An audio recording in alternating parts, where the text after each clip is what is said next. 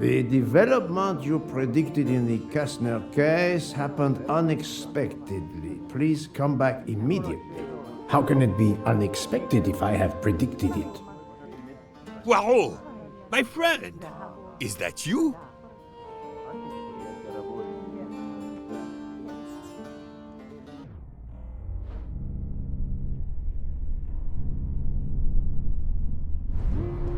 Poirot, it is I, Book.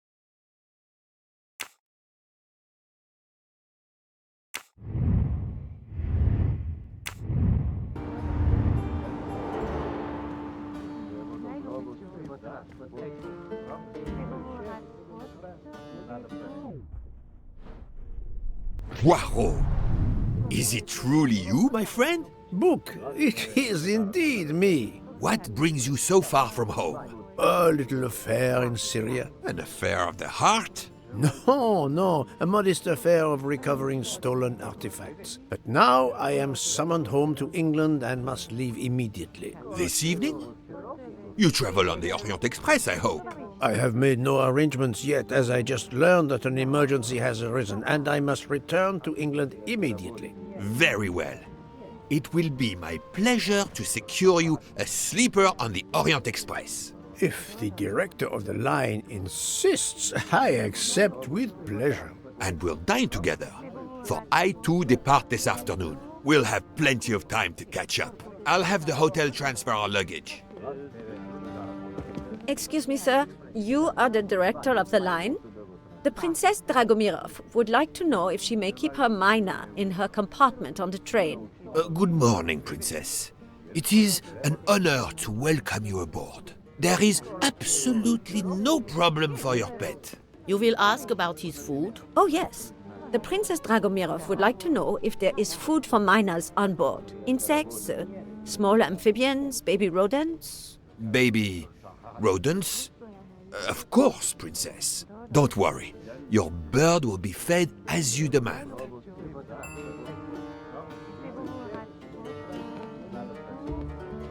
You there, desk clerk. One moment, sir. Listen to me. Call the police. My train ticket has been stolen. Stolen? Oh dear. Oh dear. You travel by the Orient Express, monsieur? Arbuthnot. Captain Archibald Arbuthnot, formerly British Army, now retired. And yes, I'm taking the Orient Express to Paris. But what business is that of yours? My name is Book. I am the director of the line at your service. And perhaps this gentleman could assist you. He is Hercule Poirot. But I must make that train. A train ticket. Yesterday I recovered artifacts worth several millions. Please, my friend. It's not just any ticket. It's an Orient Express ticket. Very well, I will investigate. Thank you, Poirot. I will arrange a car to Circeci station for us.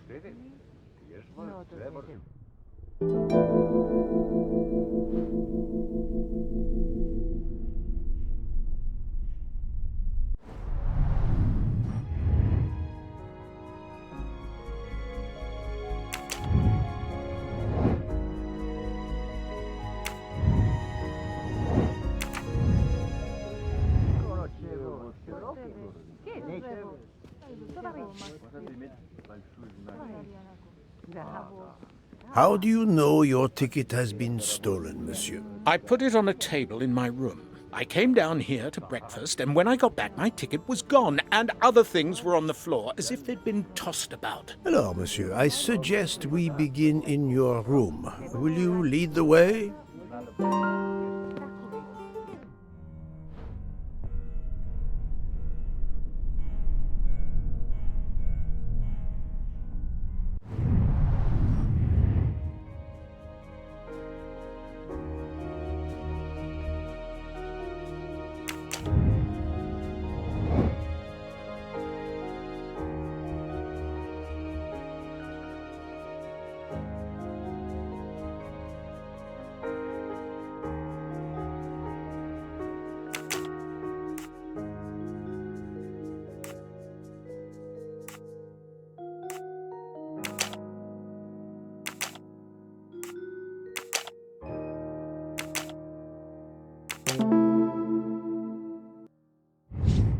Et voilà.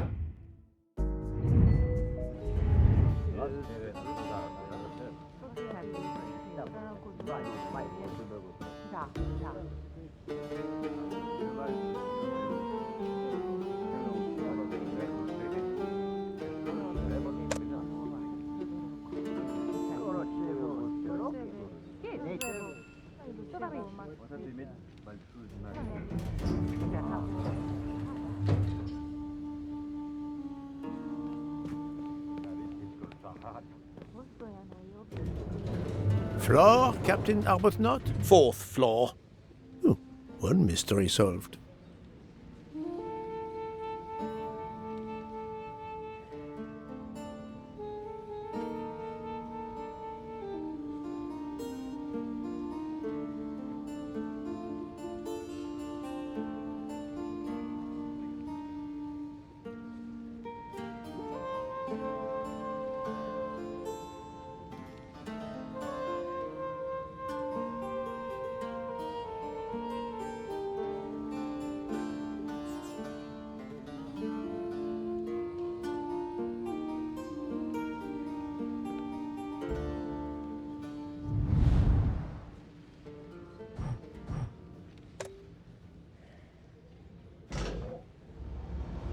I suppose I can exercise my powers of observation while we wait.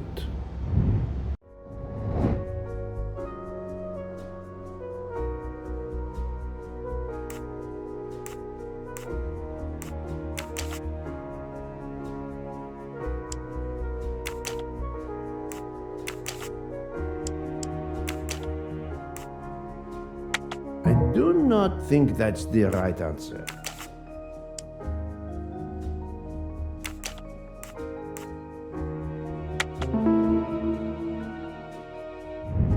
I'm right again. That happens to me a lot.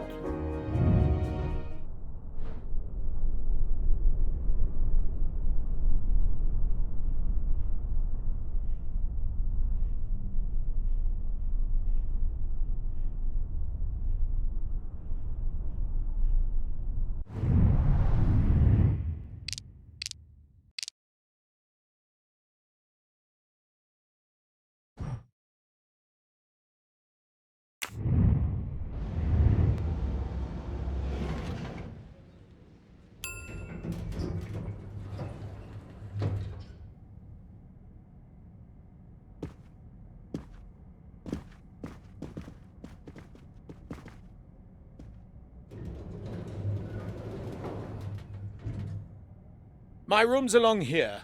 411. In a hotel of this quality? A thief? Come on, don't dawdle. It'll be a disaster if I miss that train.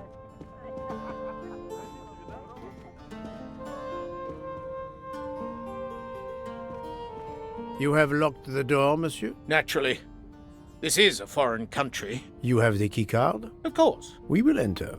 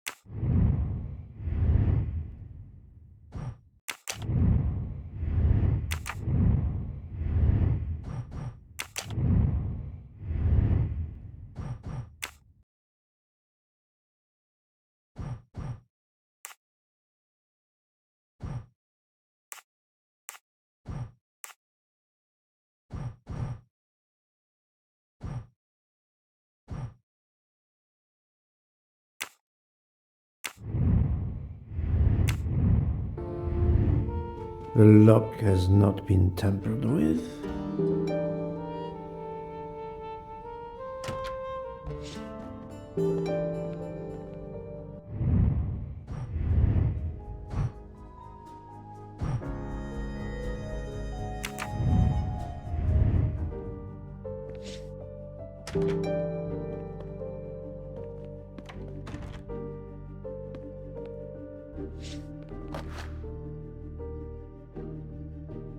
A perfume bottle. Empty. Suggestive.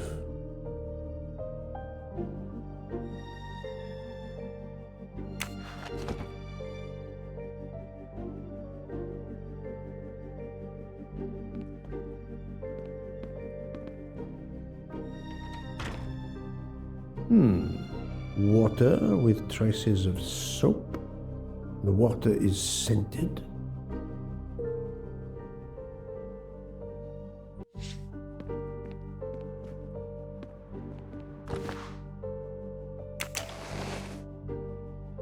The wallet is somewhat worn. It contains just over $200 and the usual cards.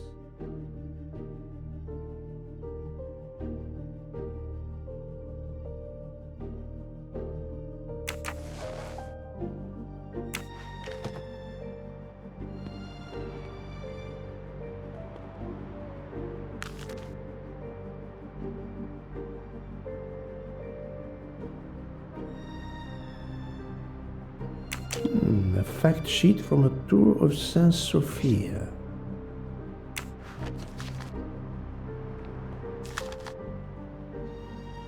A stamped reservation for the Bosphorus ferry.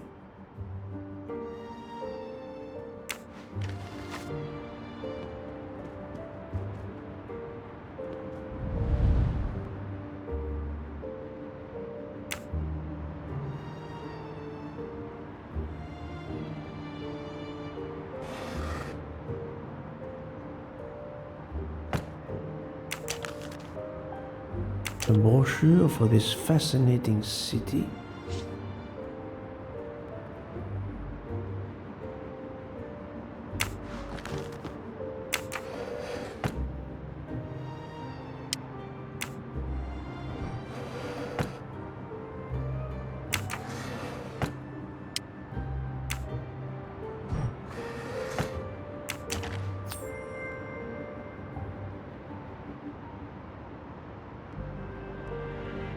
Come to Poirot, my exquisitely sculpted friend.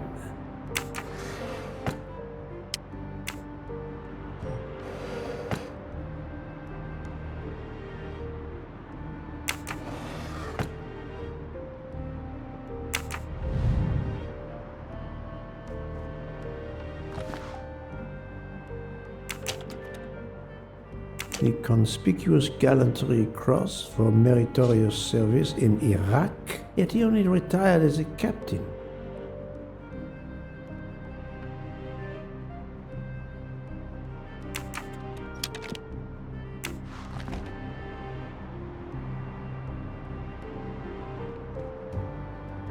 Four floors. It's impossible for a thief to have exited through the window.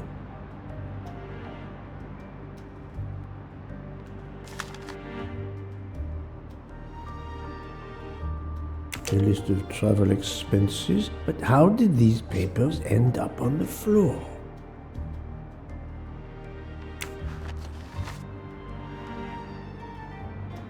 The bed is skillfully made.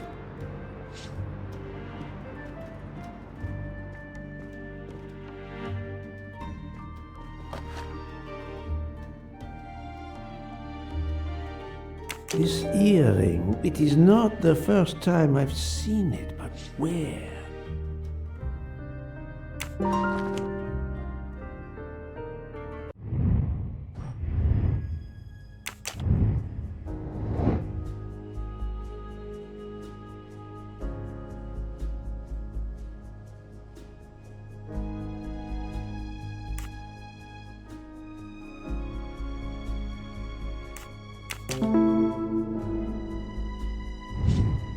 My little gray cells did not let me down.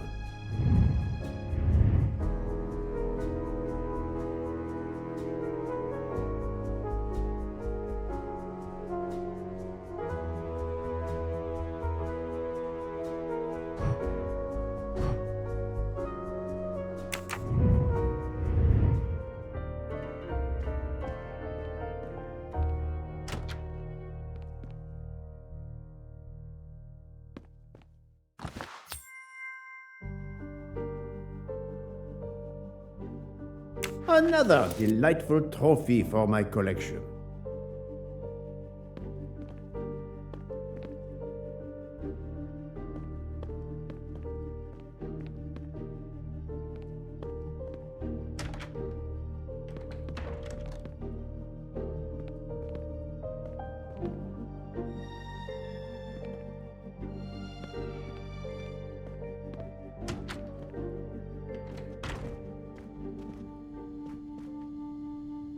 How long were you at breakfast, Captain? A half an hour or so. Just a roll and some coffee.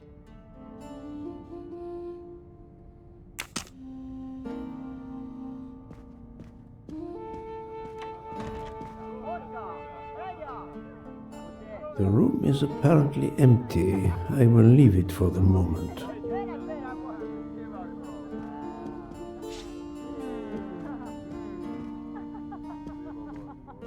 Есть опасения, что в начале будущего года федеральная резервная система может выделить...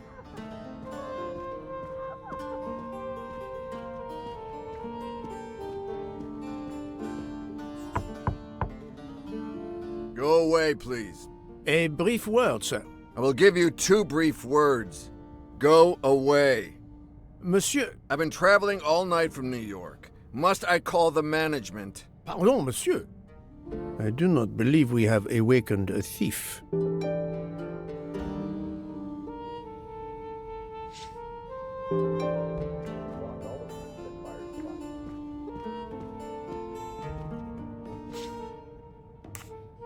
Why was there an earring in your room? An earring? A previous guest, I suspect. I don't wear them. Did you leave the window open? No. That must be how the thief escaped. I think not.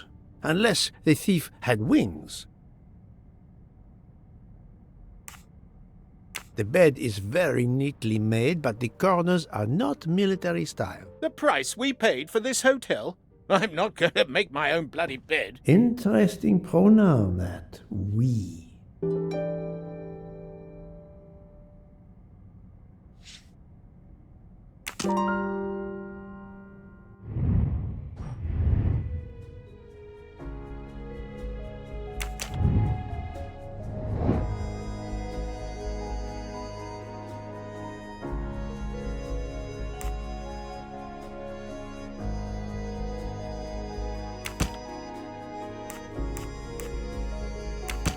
No, not good.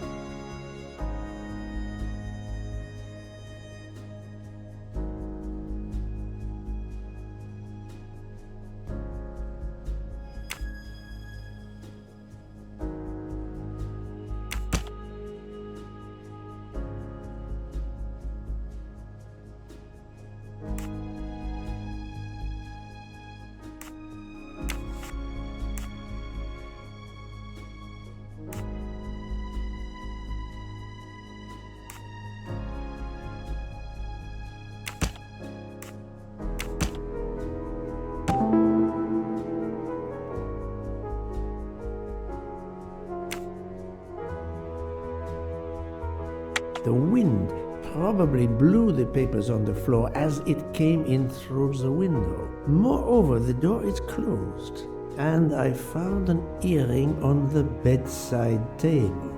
The captain invited a woman into his room. Maybe she is our culprit. My little gray cells did not let me down.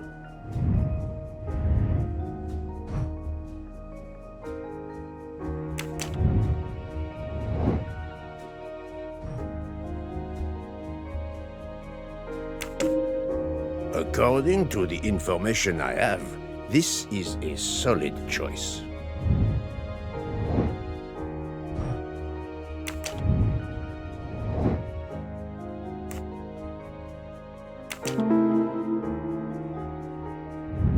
Et voilà.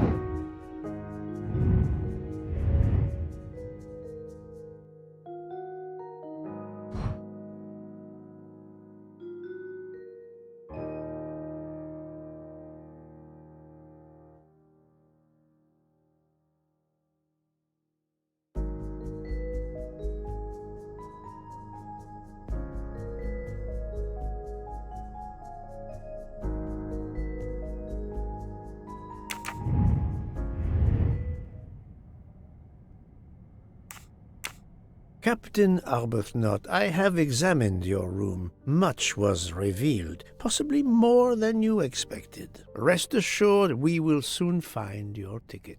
It's about bloody time. I have a train to catch. As do I. You are traveling on the Orient Express? We? If you will be good enough to answer a few questions, we may both make our train.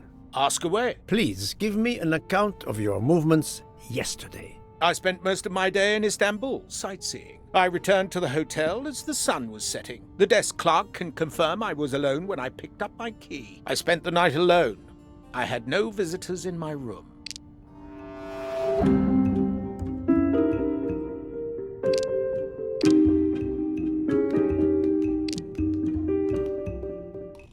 Have you told me the entire truth, Captain Arbuthnot? Of course.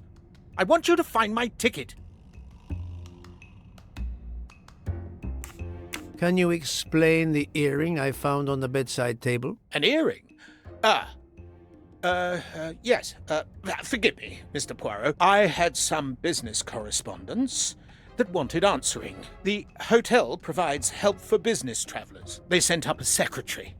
I dictated a letter, and she mailed it for me. I hadn't noticed that she had lost an earring. And when did you invite this secretary? This woman may be the thief we are looking for. That was yesterday evening. My ticket was still there when I went down to breakfast. She can't have taken it. I see. Never mind. It is easily checked. And there was no other person in your room? No, I swear there wasn't. Ah, well, never mind. If it is not her, there is only one option left. Fine. Please finish your job quickly. I'll be downstairs in the lobby.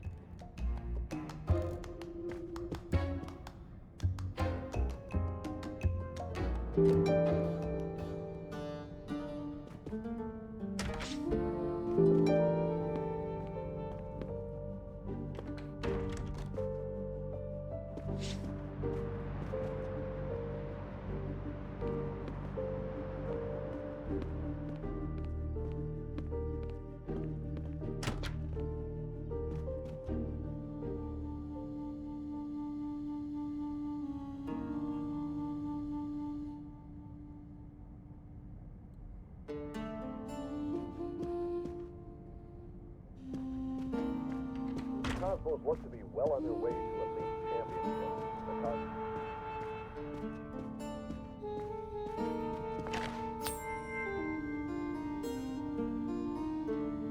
Haha! Golden moustache. Terroriste. Aucun suspect pour le moment.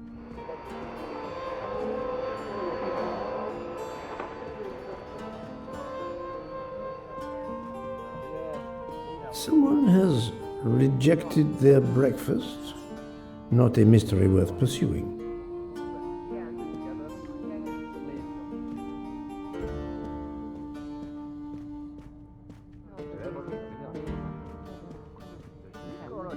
Человек ранен в результате теракта.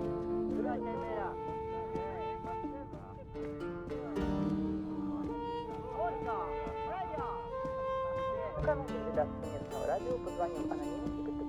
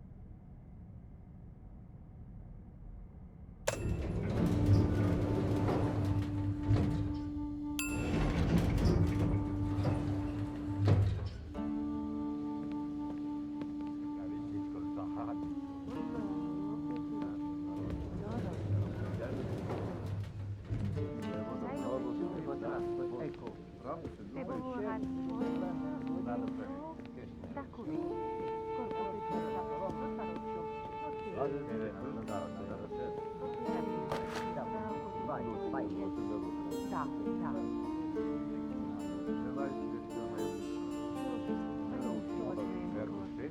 Hotel Tocatlian is a perfect prelude for my journey.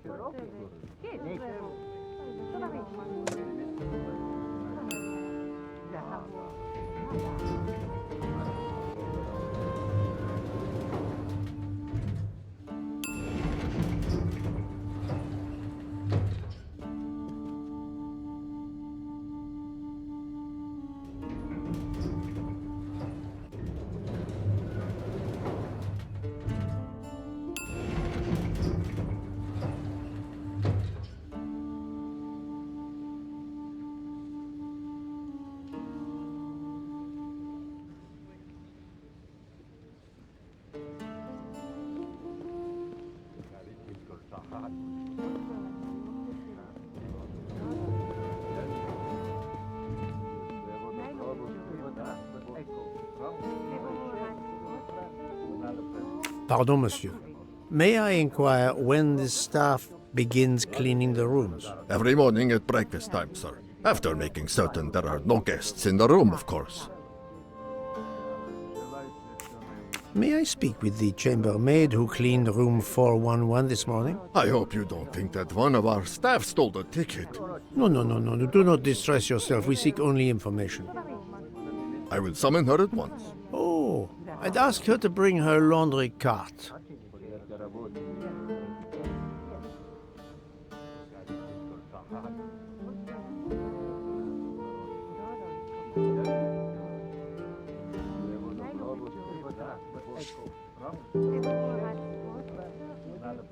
Do not be frightened, mademoiselle. Did you clean room 411 this morning? Room 411? Yes, that is one of mine. Did you see a ticket on the desk when you entered the room? I'm sorry, I didn't notice a ticket. There was a wallet, but of course I did not touch it. Did you open the window? Yes, we always air the rooms. Oh, but I forgot to close the window. While I was making the bed, the person from next door was pounding on the wall. I wondered if he needed assistance. I tossed the dirty sheets in my cart, quickly finished mopping, and went to see, but it was nothing. But I'm afraid I left the window open. I'm so sorry. The window left open, papers scattered on the floor. The chambermaid cleaning the room. I believe I can now visualize what happened.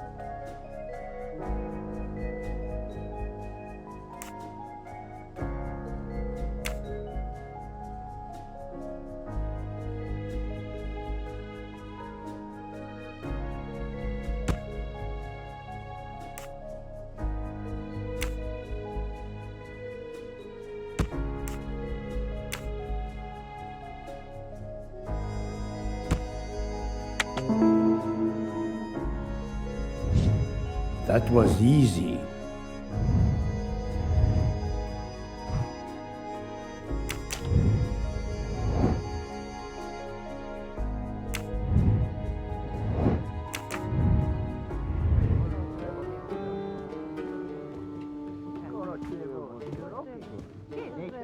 Mademoiselle, would you be so kind as to look in the sheets from room 411?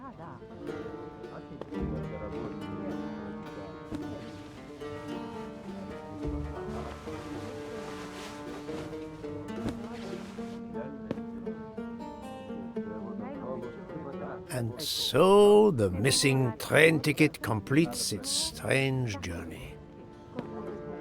An open window, a laundry cart, and an annoying neighbor. But chance is the only guilty party in this dark mystery. Mr. Poirot, I apologize. I believe my concern got the better of me, and I forgot myself. Thank you. It was a case of great magnitude. I'm glad I was up to the challenge.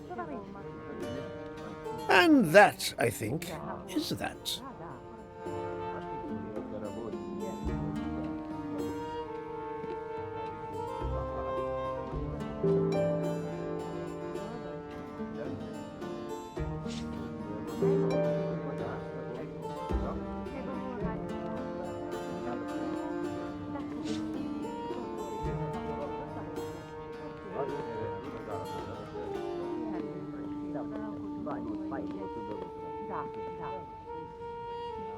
Poirot is not going to touch the dirty laundry.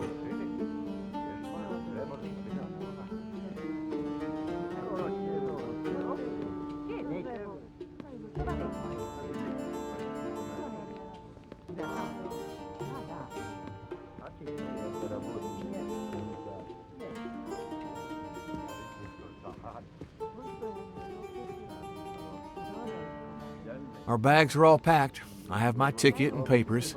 If you give me yours, I'll hang on to mine. But as your secretary... As my secretary, you see to the bags, Hector. Yes. Yes, sir. That man, I have a curious impression of him, as if I were observing a wild animal, uncaged.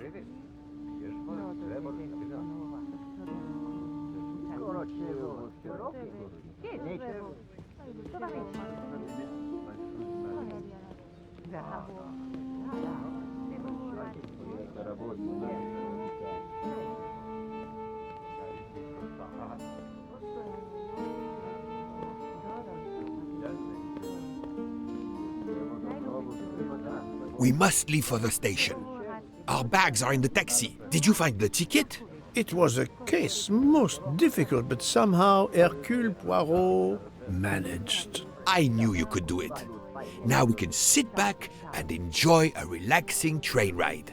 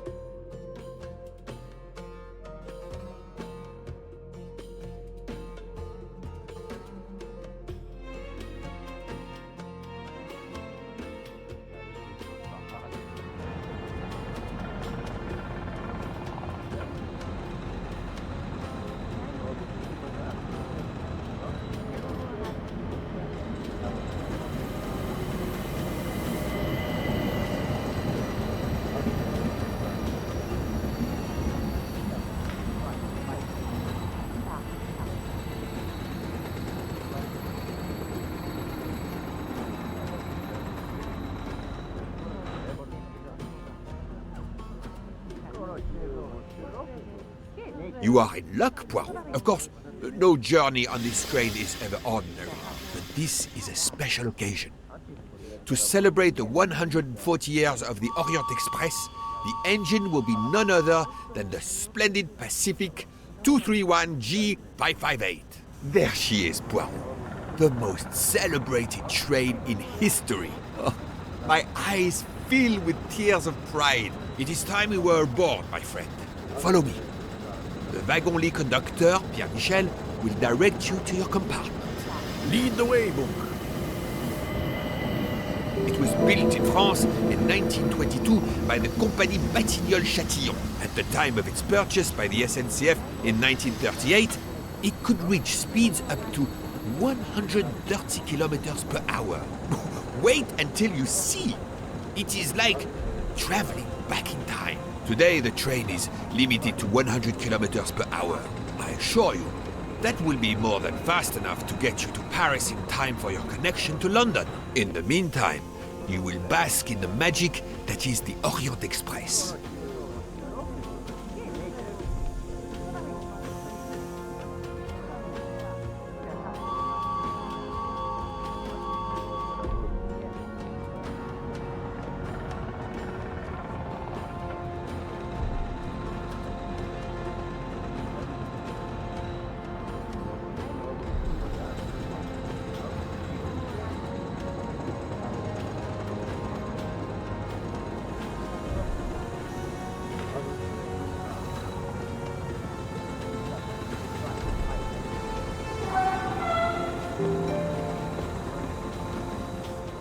Good evening, monsieur. Your compartment is number 202. However, I am afraid that all the others are already full. Full? But how can that be? It is incredible, monsieur. All the world elects to travel tonight. All the same, you must find room for this gentleman here. I can exercise my powers of observation while they try to find me a bed. He is a friend of mine. He can have number 201. It is taken, monsieur. What?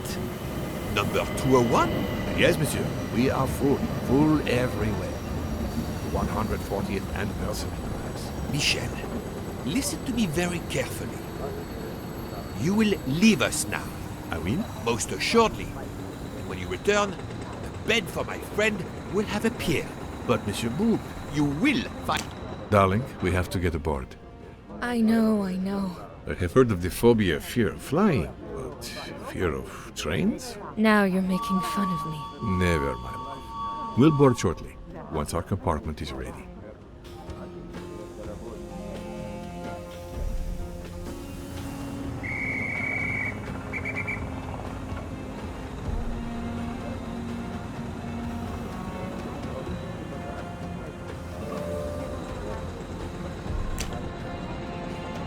Notice the young woman from the hotel. She again wishes to watch the old man with his little friend, but not to be seen herself.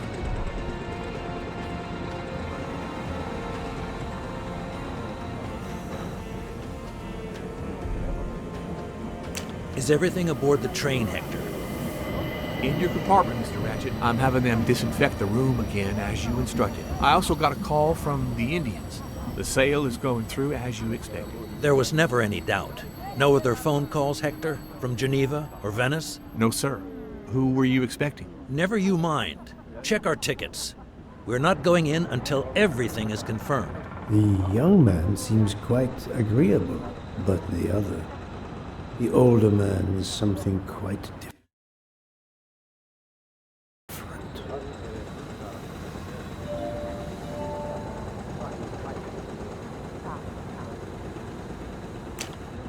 Mary. Not now. Not now. When it's all over, when it's behind us, then.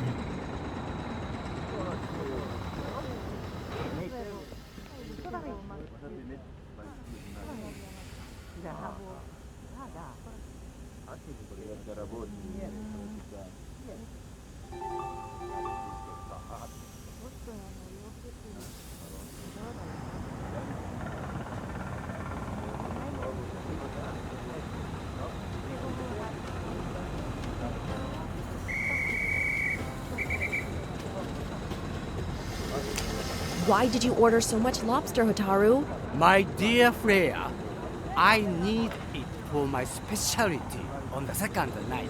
And if the lobster a la mori isn't fresh, the passengers will know. We don't have enough space for my desserts. Tonight, molten chocolate cake. Tomorrow, my specialty. That is not my concern. They will not have room for them anyway. Serve your lobster tonight. Chicken alla mori must be the first night dish for the travelers. It is easier to digest. You really are the egomaniac everyone says you are. I have every reason to be. I am the engine. You are just the caboose. Poirot, I am mortified. The 140th anniversary, perhaps, but such a plague of passengers.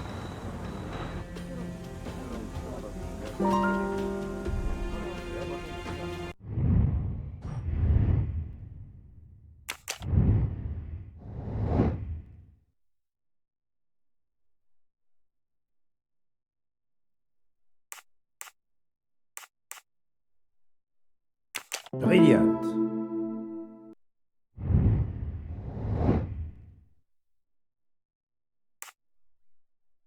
Well done.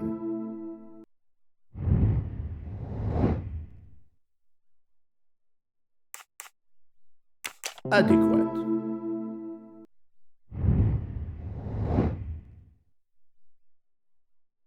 Good job.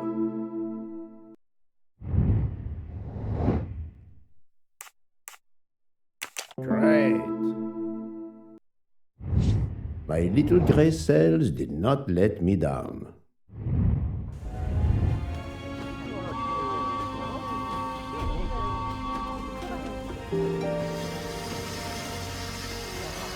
Poirot, we have a solution.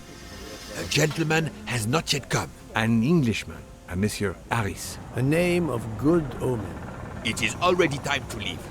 What do I care for Mr. Harris? As Monsieur pleases. I had your things sent straight to your compartment. Unfortunately, you will be with another traveler. No. Only for the first night. It cannot be helped. I will survive, mon ami. Monsieur Book, we can't find enough space in the kitchen refrigerator to store all of my ingredients. How is it possible? His recipes are extravagant. We need to leave something on the platform. If my lobsters don't go, I don't go. And have the passengers on the Orient Express go hungry? Never! Must I intervene? The problem is unworthy of Poirot, but I do not intend to stop.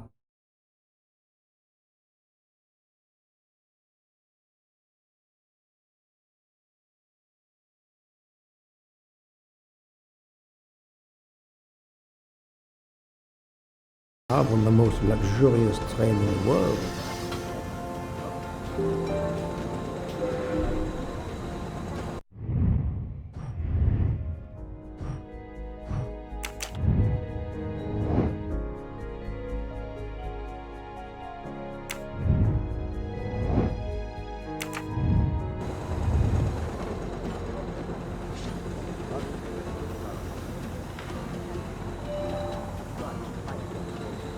Thank you for coming to help us. It is impossible to fit everything into the Gary's refrigerator. Obviously, my entree are more important than dessert. If Mr. Mori delays his lobsters for a day or two, we can restock at another station. Delay? You ask me to delay? Freya? Calm yourself, my friend. I'm sure we can find a solution. Is that a diagram of the refrigerator? May I see it? Yes. He refuses to look at it.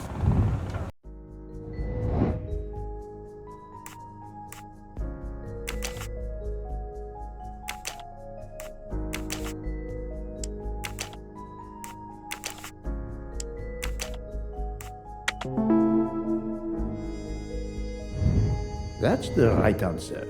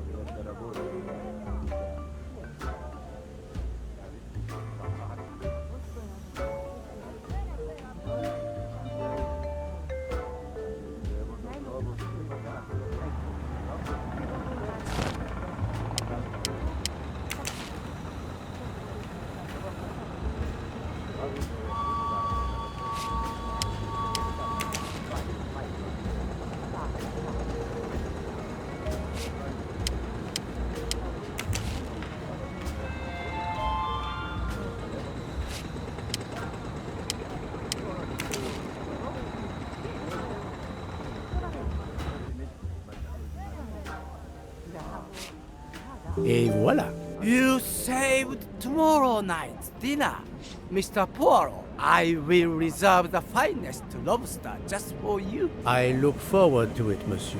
And to the dessert, mademoiselle.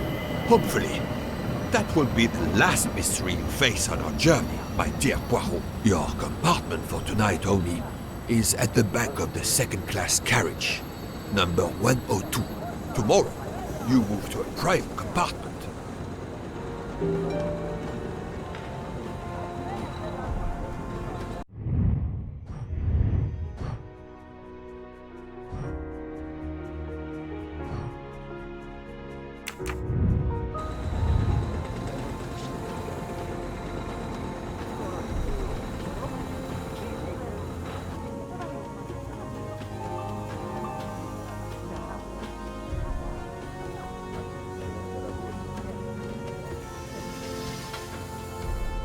Welcome, Monsieur Poirot. I apologize for the delay. Thank you, Monsieur Michel. I am delighted you could accommodate me.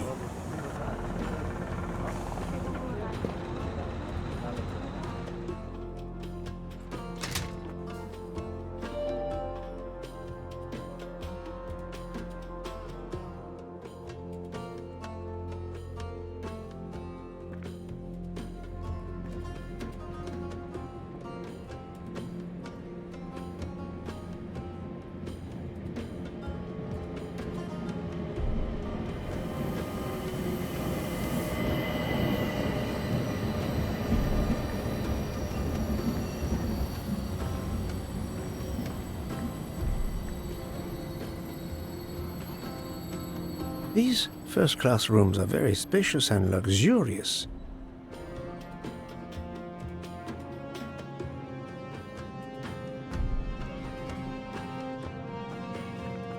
Wrong compartment. I need to find number 102. Pardon me?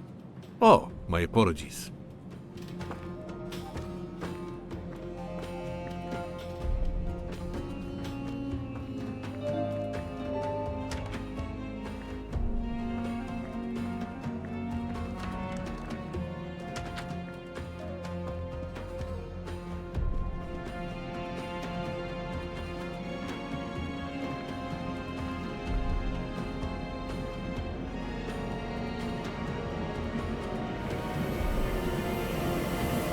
This lady has a style of her own, eccentric but chic.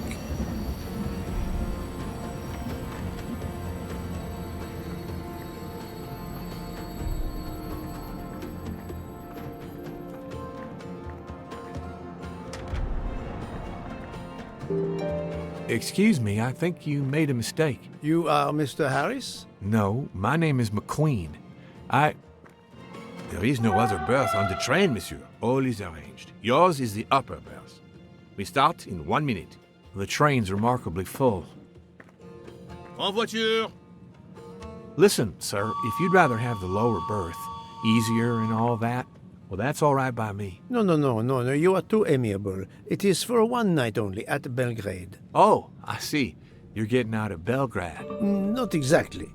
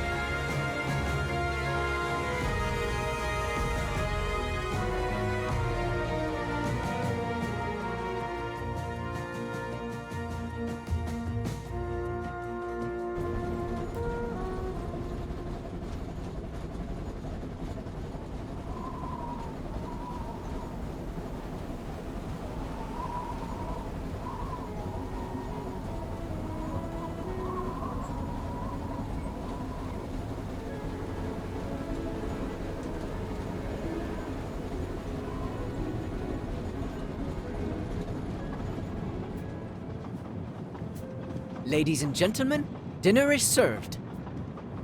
You may join the rest of the passengers in the dining car.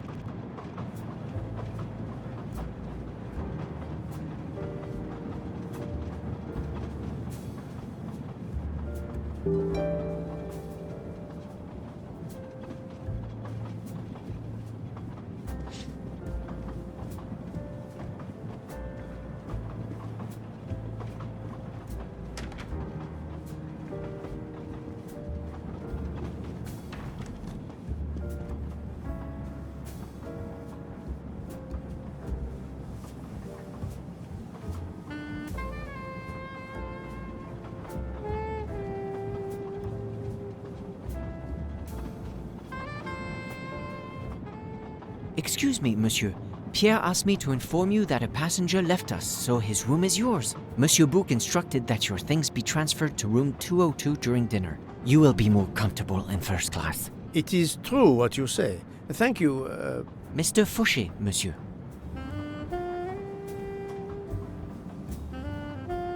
Where will my new compartment be? Room 202 is at the far end of the previous car. I see, thank you.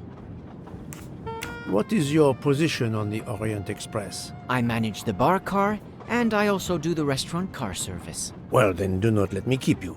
Lobster tonight, isn't it? Yes, indeed. I'll leave you to it, then. See you soon, monsieur.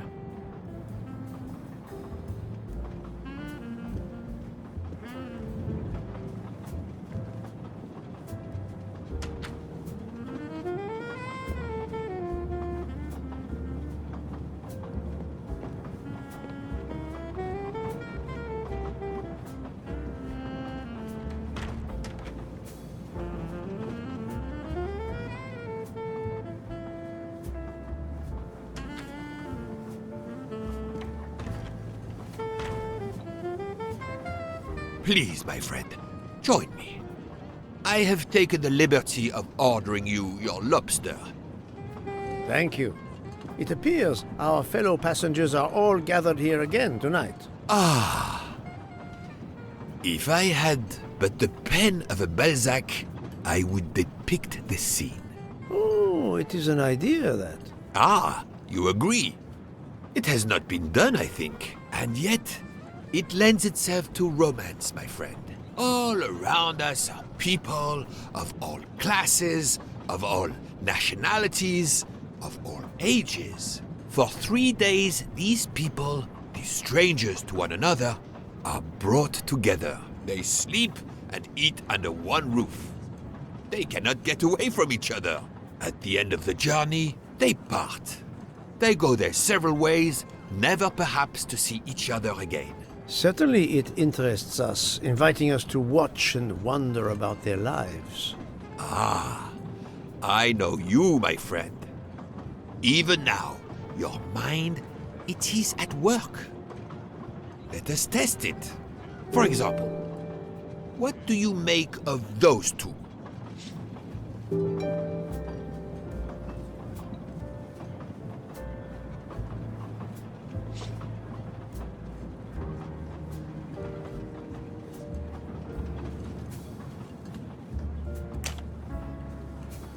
I was visiting my daughter. She works at the American Embassy in Istanbul. I told her she'd never find a husband there. Since I wanted to see Paris on my way home, she told me I should take this high-class train.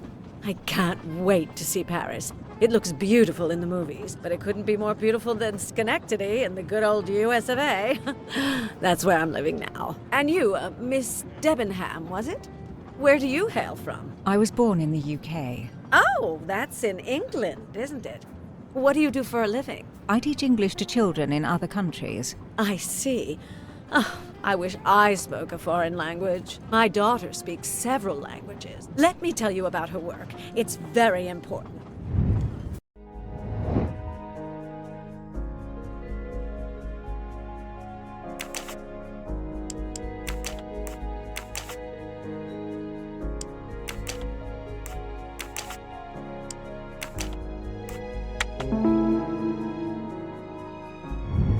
Et voilà. There is much you can learn about someone just by observing them and listening. For example, That lady is reserved. She reveals little. She is self-contained.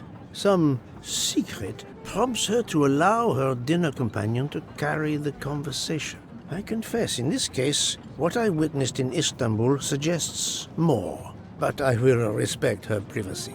You will always amaze me.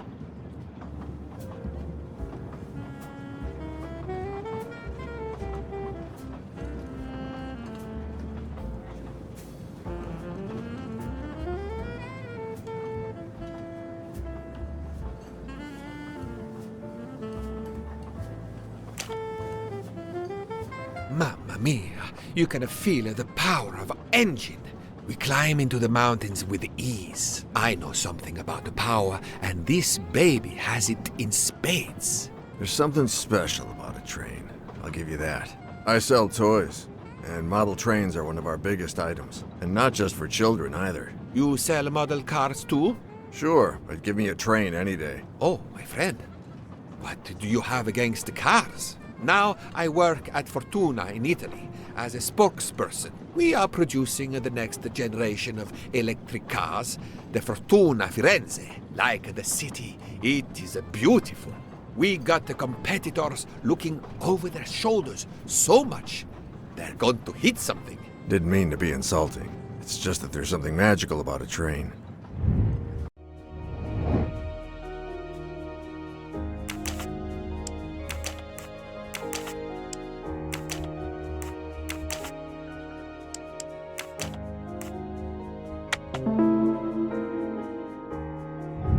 I'm right again. That happens to me a lot. The loud gentleman is very confident, a master of his own fate. It is as much in the inflection as it is in the words. He believes in winning, also that he is the one who will win. You are a magician. Oh, it is not a parlor trick, my friend. It is simply observation.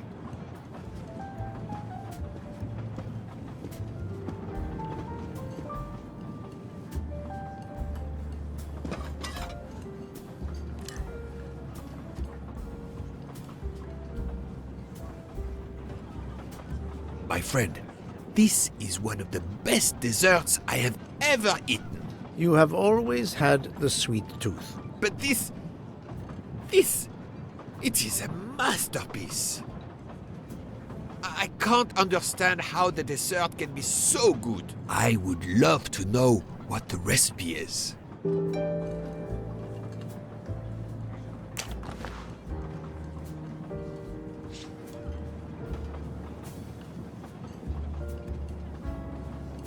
I couldn't tell what flavor the ice cream is.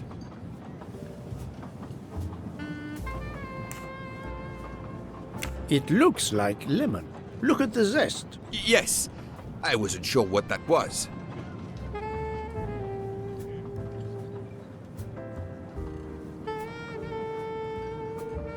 What is the red fruit?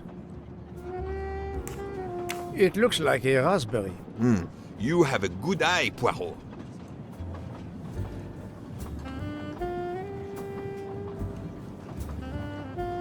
The biscuit is the foundation of the dessert. All else is built upon it. What do you think? It looks like crushed biscuits, my friend. Finely observed, indeed. Poirot, I am embarrassed to ask you a great favor. My friend, I am on this train due to the great favor you have done me. How may I assist you? This dessert is sublime. If only I had the recipe. Unfortunately, the pastry chef, Miss Nielsen, she will guard her secrets. But you, my friend, I am sure you could make her confess. You wish me to persuade the pastry chef to give up her recipe? You who are the expert at interrogation. Book, it is a dessert. It is the pinnacle of desserts. You, my friend, who, as you say, are on this train, I blush to remind you. Fine, you win. Again, what wouldn't I do for you, my friend? Oh, thank you, Poirot. Good luck.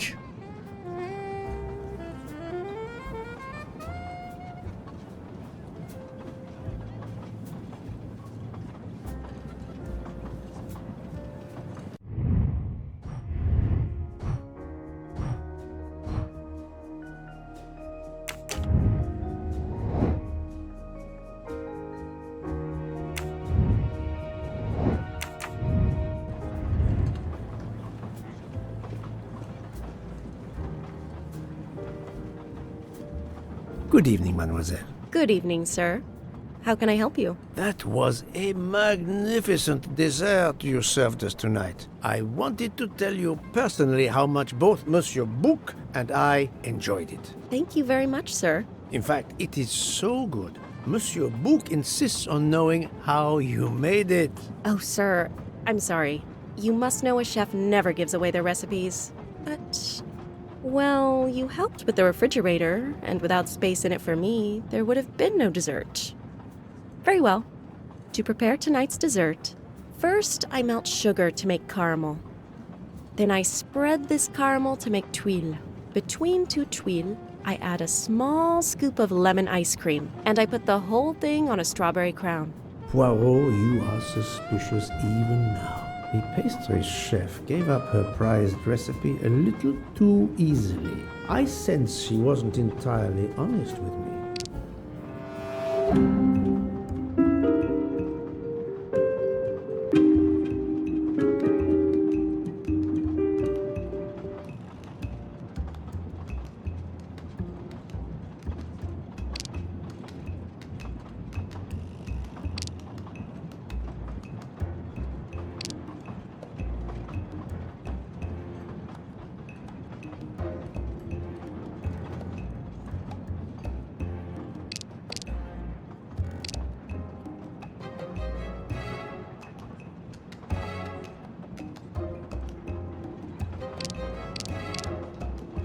Thank you for sharing your recipe with me, but I doubt those are strawberries you're using. Oops.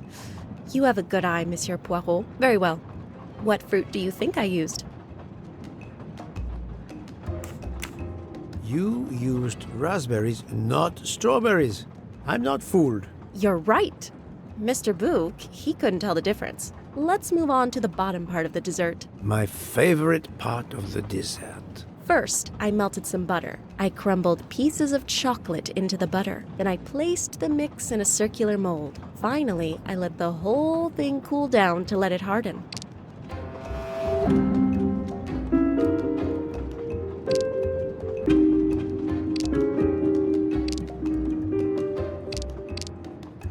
It's certainly not chocolate that you've crumbled. I see you do have an excellent palate. Do you know what ingredients I used? A clever pastry chef might mix crushed biscuits with butter to create this delicious base. That's it. You're getting closer to the entire recipe. Closer? I've caught murderers with less difficulty than this. I'll give you one last challenge. I'm sure you will be able to figure out the order I mix my ingredients in. If you can, you will have earned my recipe. Mademoiselle, solving the murder of Roger Ackroyd was easier than this.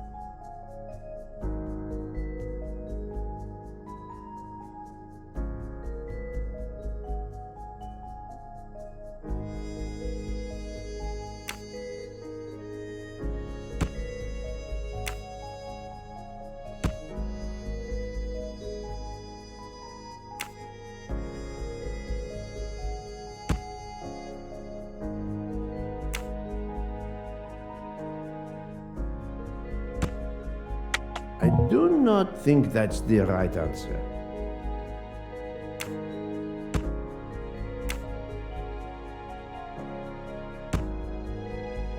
I must admit I'm not right this time.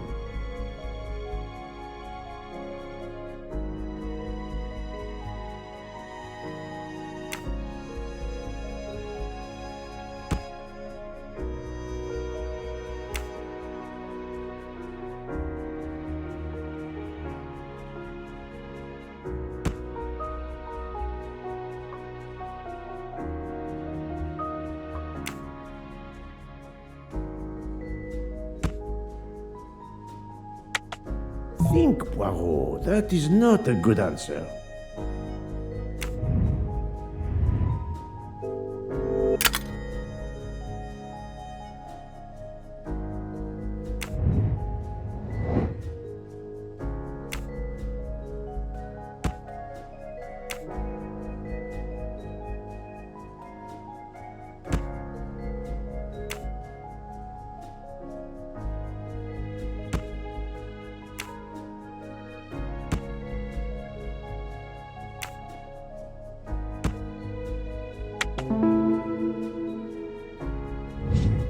That was easy.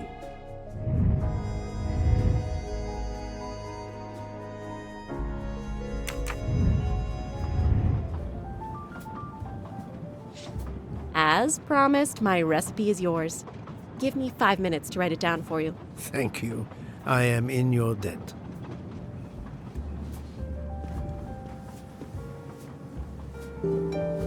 I can take advantage of this moment to resume my little observations of the passengers.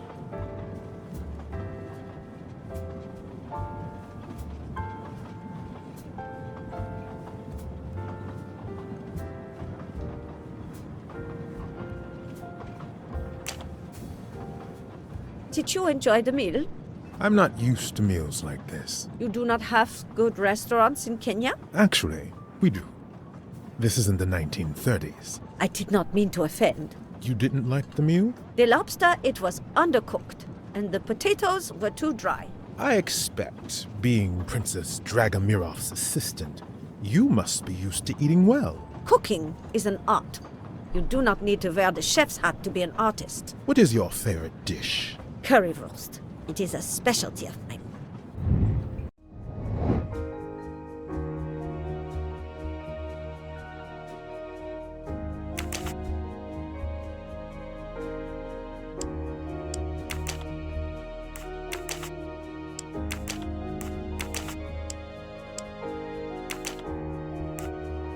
No, not good.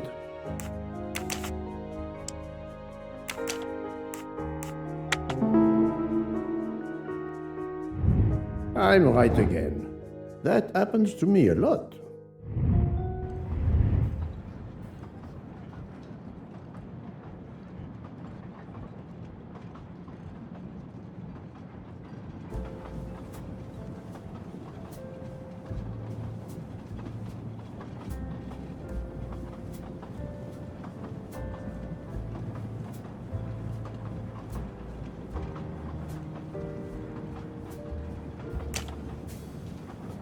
I made a lot of progress on the expenses last night, sir. I should be done by tomorrow morning. You're supposed to be a fast worker, Hector. Sorry, sir. Working here is not as comfortable as in our office in Boston. You're lucky to ride in a train like this.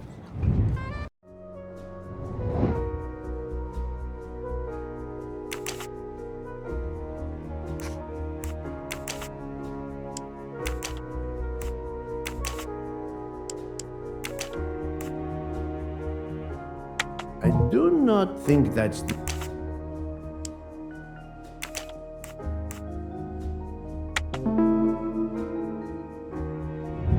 My little gray cells did not let me down.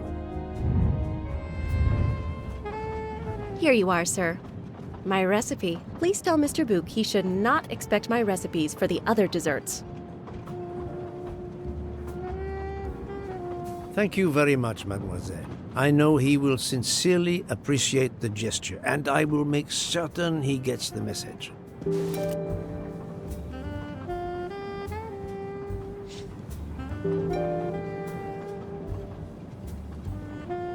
Yes, sir?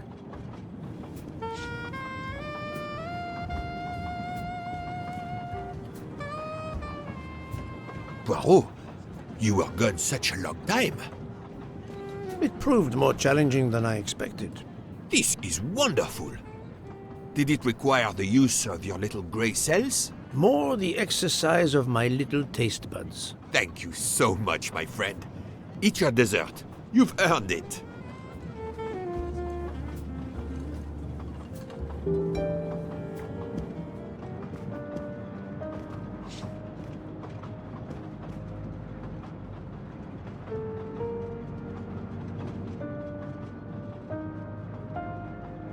Good evening.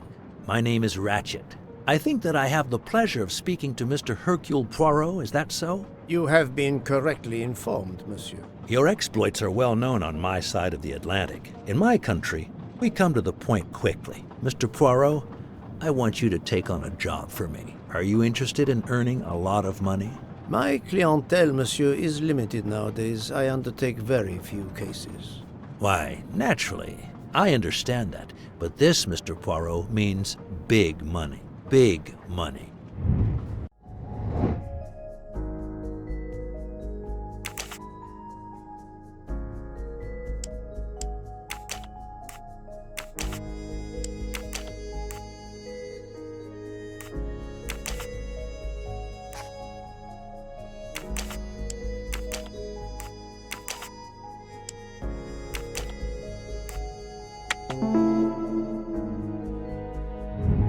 Et voilà.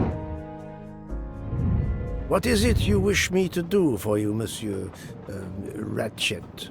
Mr. Poirot, I am a rich man. A very rich man. Men in that position have enemies. I have an enemy. Monsieur, in my experience, when a man is in a position to have, as you say, enemies, then it does not usually resolve itself into one enemy only. Yes, I appreciate that point. Enemy or enemies, it doesn't matter. What does matter is my safety. My life has been threatened, Mr. Poirot. Now, I'm a man who can take pretty good care of himself. But as I look at it, a little insurance wouldn't hurt. And remember, big money. I regret, monsieur, that I cannot oblige you. What's wrong with my proposition? If you will forgive me for being personal, I do not like your face, Mr. Ratchet. Now, if you wouldn't mind, I'd like to finish my coffee peacefully.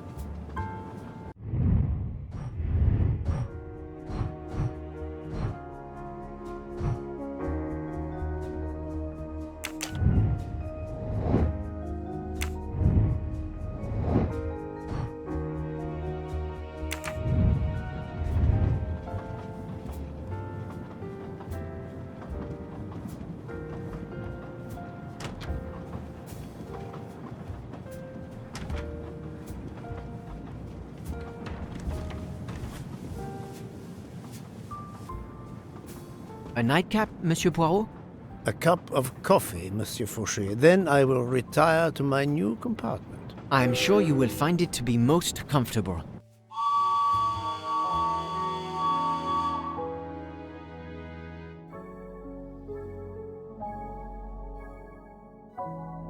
We have stopped? Yes, sir. Belgrade Station. If you'd like to go out and get some fresh air, now is the time. The train leaves at 9:15. No, I see that it is snowing. I will not seek out the fresh air. Probably a wise decision. May I suggest a chocolate to accompany your coffee? It is produced by my father, the best chocolatier in Switzerland. I would never refuse a chocolate with such high recommendation. I know you will enjoy it, and please let me know if there is anything else you require.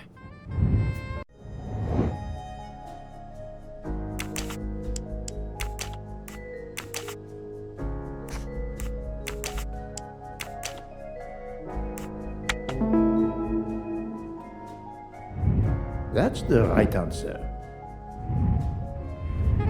Everything was perfect. Thank you very much. My pleasure. Is there anything you require, monsieur? No, merci.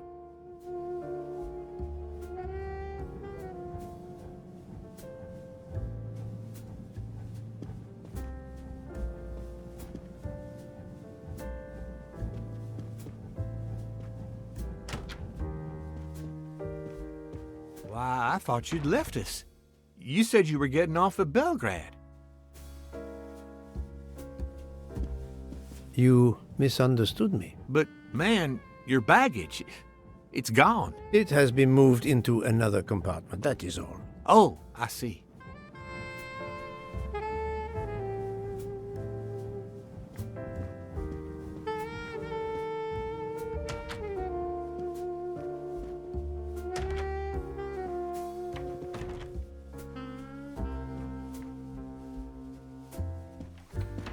I wish you a good night, Monsieur Poirot. Good night.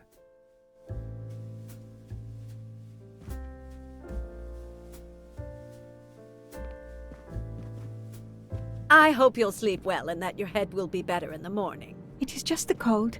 I'm now making myself a cup of tea. I hope it'll warm you up. I hope so. Good night. Well, good night, my dear. What a brave girl. On the other hand, that man there in the next cabin, Monsieur Ratchet, he scares the hell out of me. There's something wrong about that man. My daughter always says I'm very intuitive. When Mama gets a hunch, she's dead right. That's what my daughter says. And I've got a hunch about that man. He's next door to me, and I don't like it. I put my bags against the communicating door last night. I thought I heard him trying the handle. Well, whoever you are, I'm going right to bed to read. Good night. Good night, madam. Whoever I am?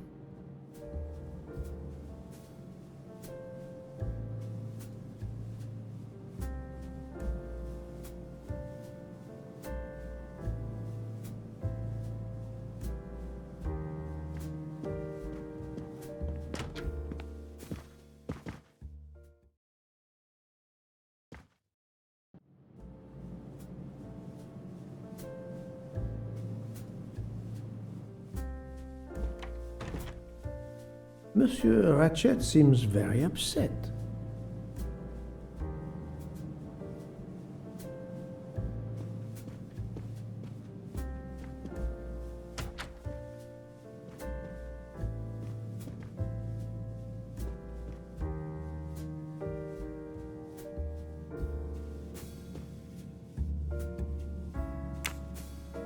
Ah, finally a real bed fit for a king. Or a very tired detective.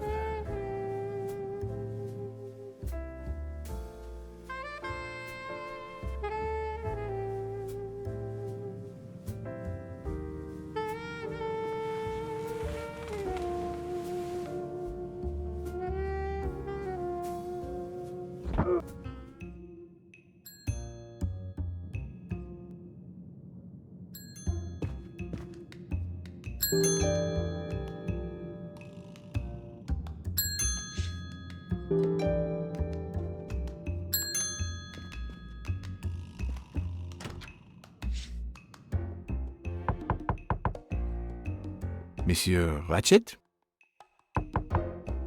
Ce n'est rien, je me suis trompé.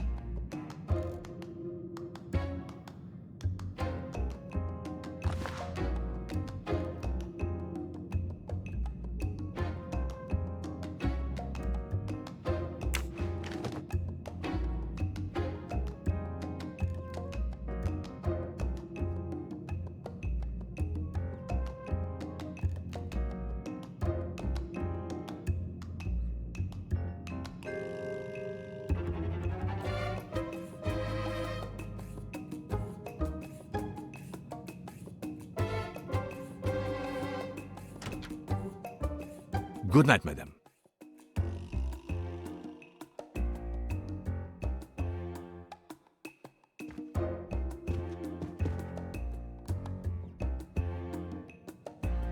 The American lady? Yes, don't worry. You'll know how Mrs. Hubbard is. Imagine to yourself the time I have had with her. She insists, but insists, that there is a man in her compartment. Just imagine it, monsieur. In a space of this size, where would he conceal himself? I argue with her. I point out that it is impossible. She insists. She woke up and there was a man there. And how, I ask, did he get out? And leave the door bolted behind him? But she will not listen to reason. That one does not leave time to listen. The train has stopped, Mr. Michel? We have run into a snowdrift. Heaven knows how long we shall be here. I remember once being snowed in for 7 days. Where are we? Between Vinkovsky and Brod. Oh la la. It's time for me to go back to bed. I wish you a good night, monsieur. Or what is left of it.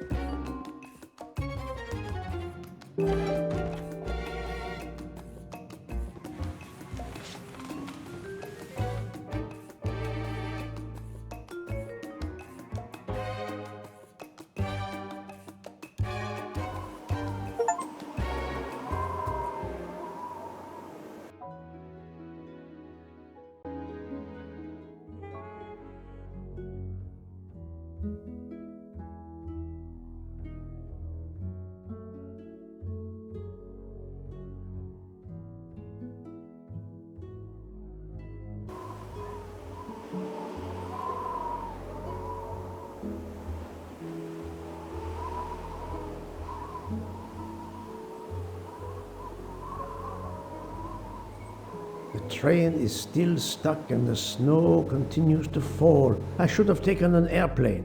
Well, I must make the best of it and join the other passengers for breakfast.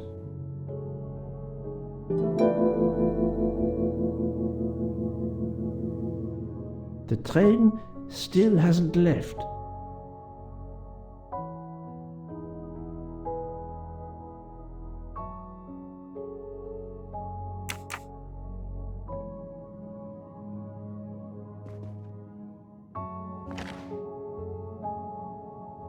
Finest of curling irons for the moustache.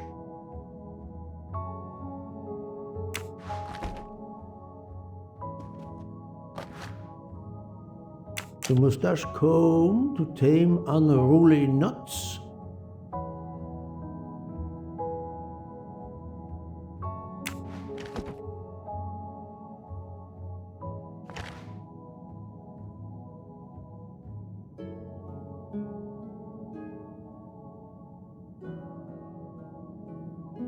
Wax to preserve the perfect symmetry of the moustache.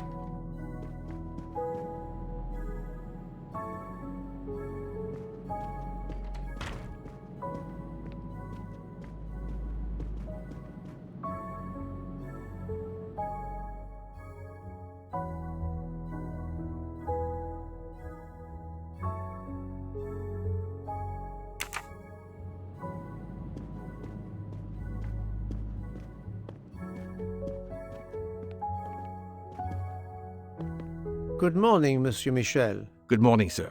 Please enjoy our special breakfast in our restaurant.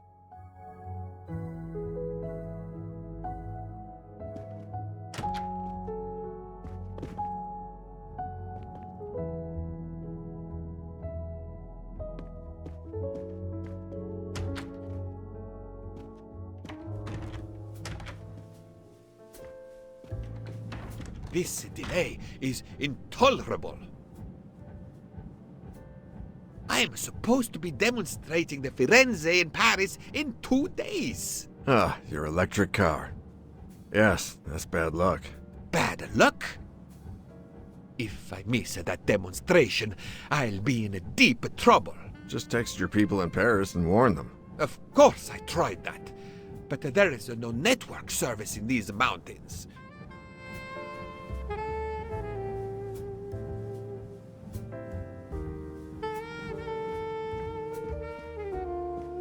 My daughter said it would be the easiest way in the world. Just sit on the train until I got to Paris. And now we may be here for days, and my boat sails the day after tomorrow. How am I going to catch it now?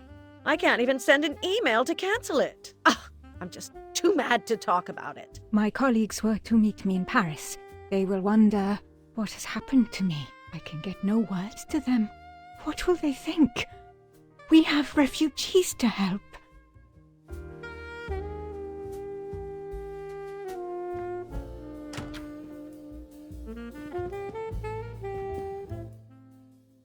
Good morning, madam.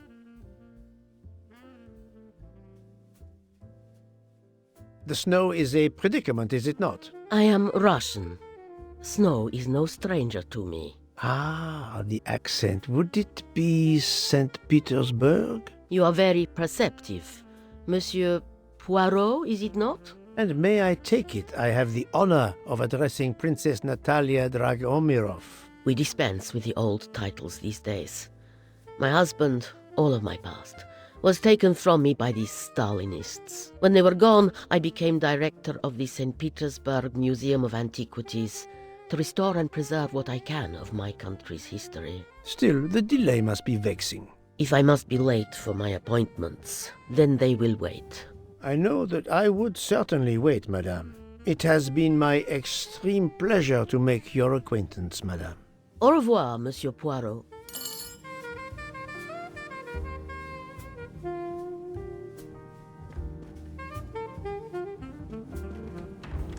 A beautiful piano, what a luxury. Pity there's no one to play it. Mademoiselle, you are not concerned about the train stopping? What can one do? Indeed, this does not make the train move. You have great strength to remain calm at a time like this. I know one far, far stronger than I. And that is? Well, that old lady, for instance. You have probably noticed her. She just has to lift her little finger and ask for something in a polite voice, and the whole train runs. It runs also for my friend Monsieur Bouc, but that is because he is a director of the line, not because he has a masterful character. You don't have to have a strong will when you have power. But I suspect I did not need to tell you that, Mr. Poirot. Mr. Poirot.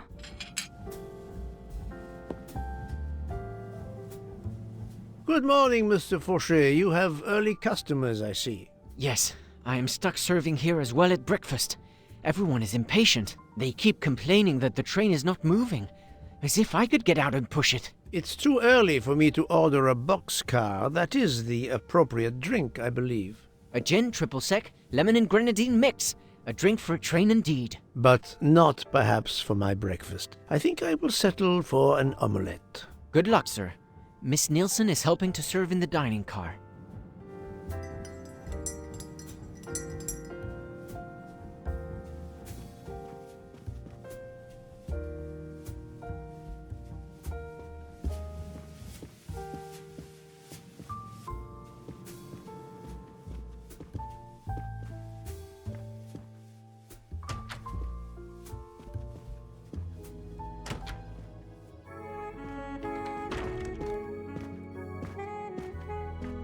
How long are we expected to be stranded here? It won't do much good complaining to me. That fellow there with the moustache, he may know something. Excusez-moi, sir. Yes? Monsieur Bouc asks for you to join him in compartment 203. Look here, Poirot. Can you tell us anything? I can tell you the snow, it will not move aside on its own. Of course, but you obviously have some influence with Bouc. I am going to see him now. I will ask him if he has any information.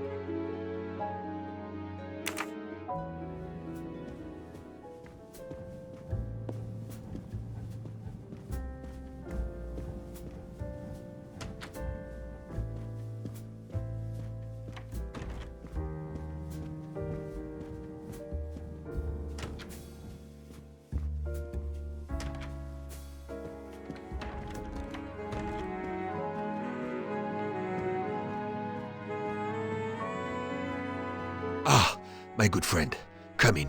We have need of you. What has occurred? A passenger lies dead in his bed, stabbed. A passenger? Which passenger? In there. He's an American, a man called Ratchet. It was his valet masterman who was worried that Mr. Ratchet was not awake yet. Pierre Michel, the conductor, decided to break in and found the body. I see. Well, my friend, I think it is best not to touch anything and wait for the police to arrive. Oh, I tried to call the police, but there is no cell tower for many kilometers. We could be stuck in the snow for hours. The murderer is with us. On the train, now! The sooner we catch him, the sooner we'll be out of danger. Dr. Constantine is already examining the body. Mon ami, this is not a missing train ticket. We must follow procedure. We must wait for the police to secure the crime scene. Please, Poirot. I will take full responsibility. Book, you ask. Well, if we cannot contact the outside world, then... Oh, you are going to drive me crazy. In truth, this problem intrigues me. I was reflecting not half an hour ago that many hours of boredom lay ahead whilst we are stuck here. And now, a problem lies ready to my hand. You accept then? C'est entendu. You place the matter in my hands.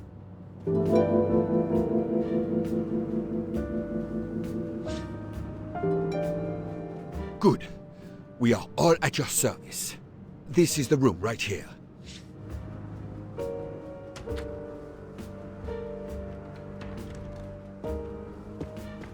Mr. Poirot, I am Dr. Constantine.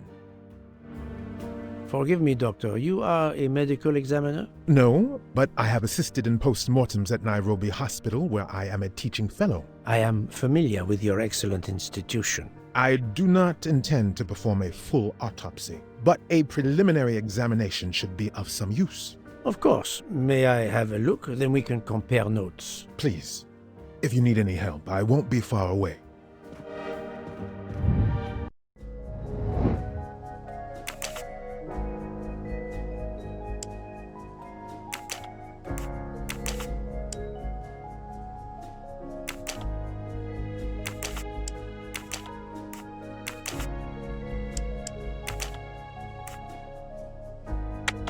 This is wrong, but I'm never far from the truth.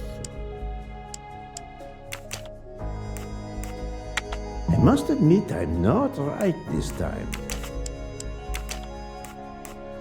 No, not good. This is wrong, but I'm never far from the truth. Think, Poirot, that is not a good answer. I do not think that's the right answer.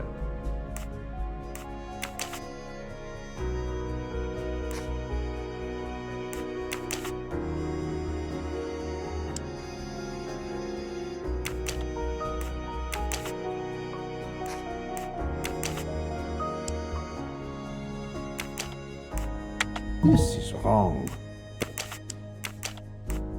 No, not good.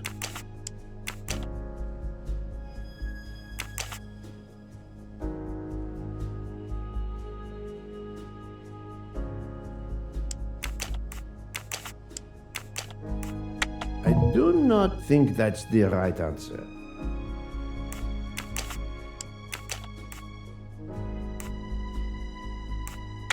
think, Poirot. That is...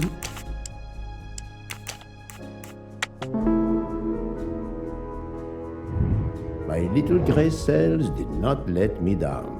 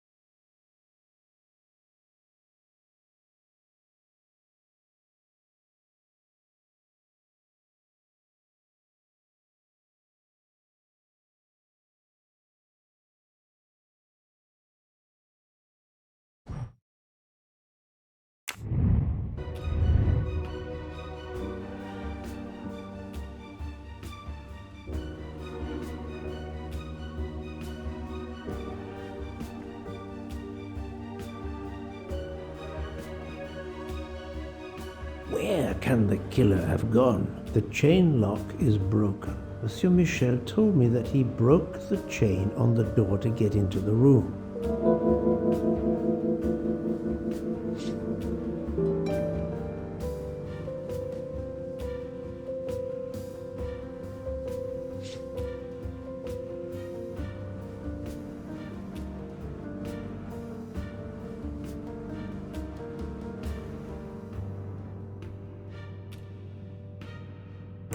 As you see, the victim has been stabbed many times. Several alone would have been fatal.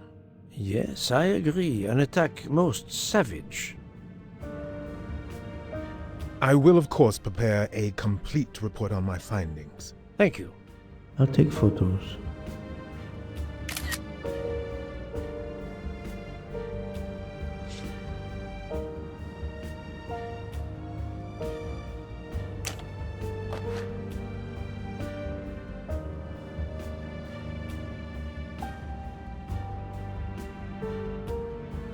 The watch is broken, the hands are stopped at 1:15 a.m.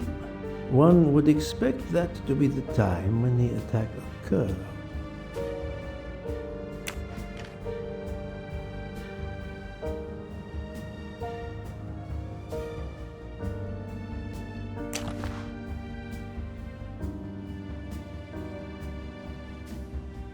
I'm sure I will find some interesting things inside.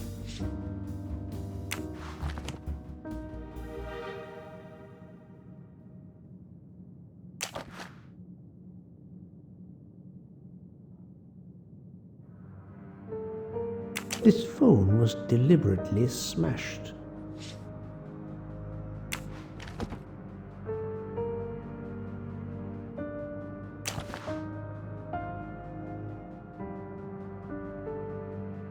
Last night, Monsieur Ratchet said he takes precautions. I see now what he meant. He knew he was in danger and wanted to be ready, yet it was no use to him. I will leave it here for the police.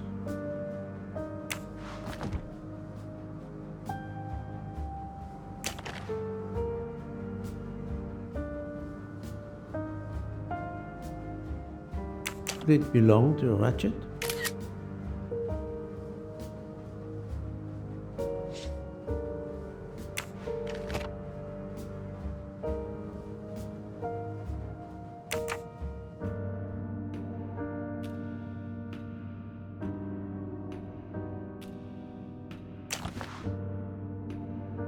A handkerchief. There's a letter H embroidered on it.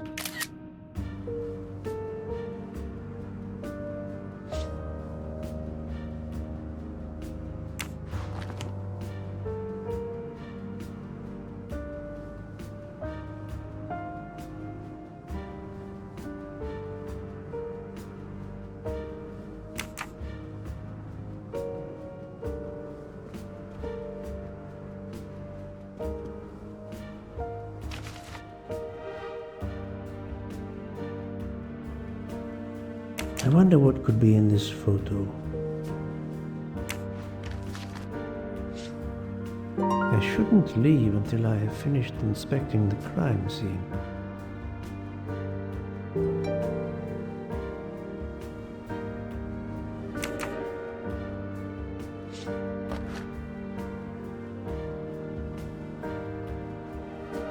A box of sleeping pills.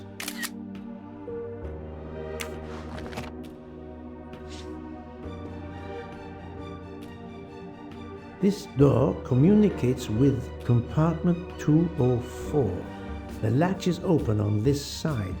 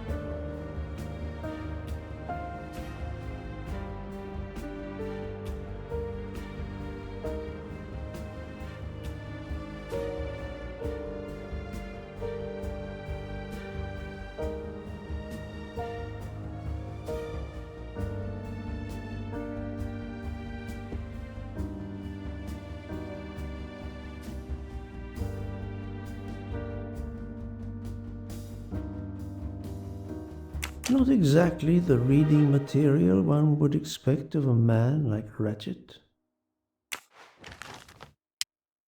Expensive clothing, recently laundered.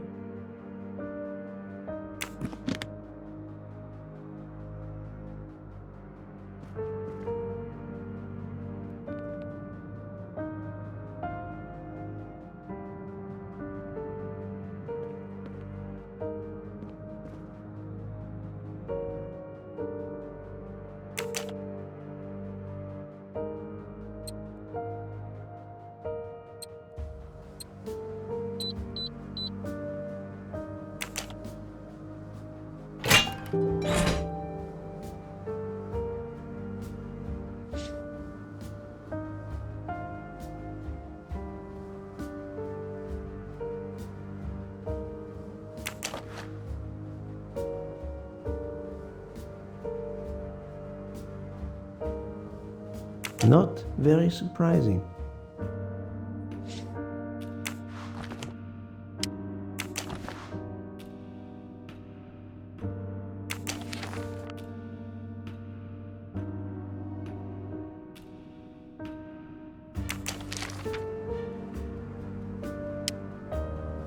Ratchet had an appointment he will never keep.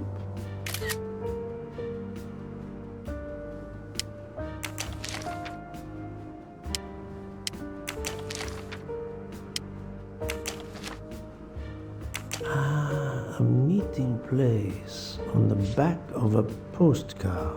Someone with the initials A.W.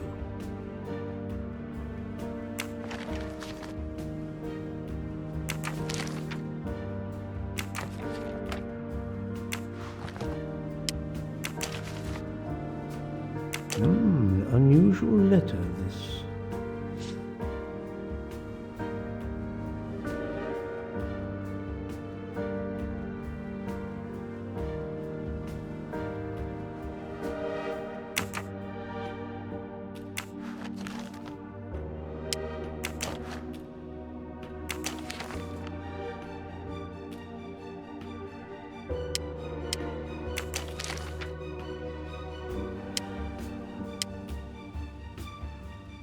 Ratchet had an appointment.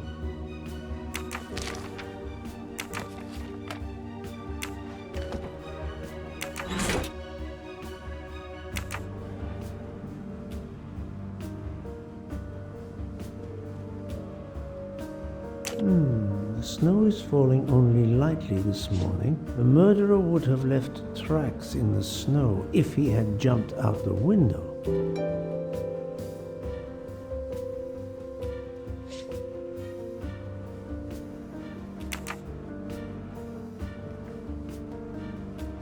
I'm sorry, Doctor, but I must question you. Of course. I must be considered under suspicion like everyone else. May I know your movements last night? I share compartment 101 with Mr. Book. He would not stop talking about his beloved train. I listened to him for hours talking about his Orient Express. My friend Book will no doubt confirm this. Did you know the victim? Not at all. I noticed him last night at dinner, but I did not pay much attention. Did you touch anything in here this morning? I checked for a pulse. There was none. Rigor mortis had commenced. The body was cool to the touch. I touched nothing else. What can you tell me about the victim? He died from multiple stab wounds of varying angles and depth. More than one would have been fatal. I would place the time of death roughly between midnight and 2 a.m. With more time, I hope I can be more precise. I assume the open window complicates matters. Indeed. Conditions are not perfect. Thank you for your help, Doctor.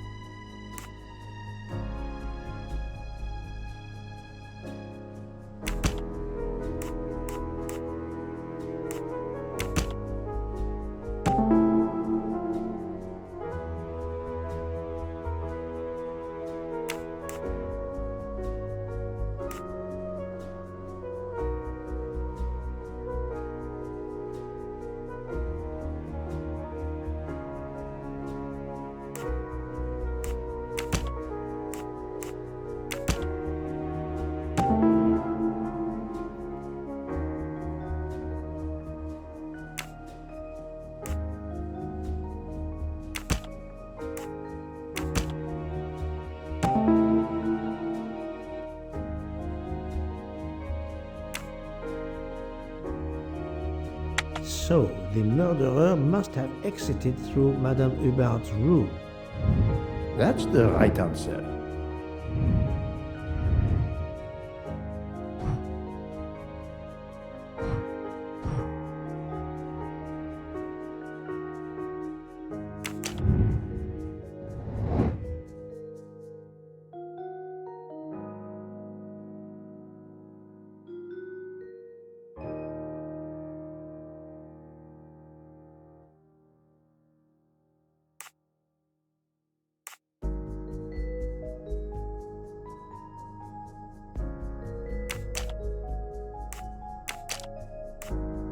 I must admit I'm not right this time.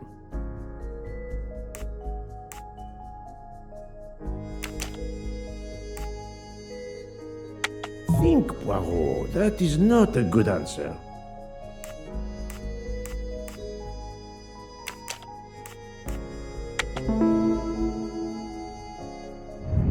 I'm right again.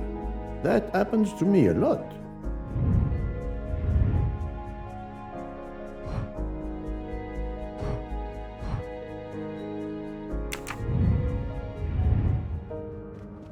I shouldn't leave until I have finished inspecting the crime scene.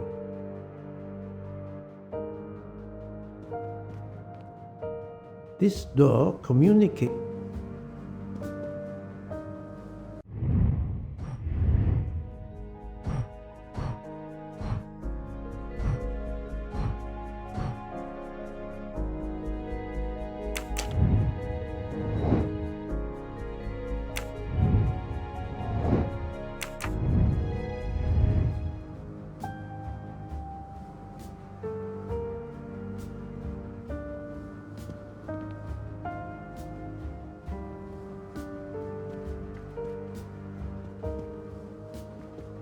I shouldn't leave until I have finished inspecting the crime scene.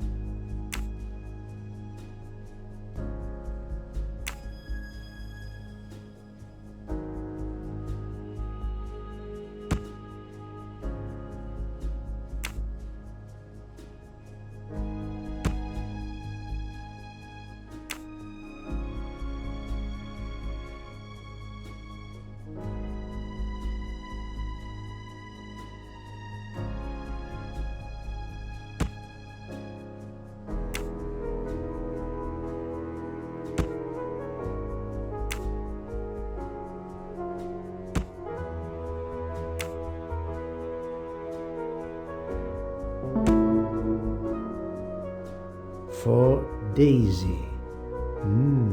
Interesting. That was easy.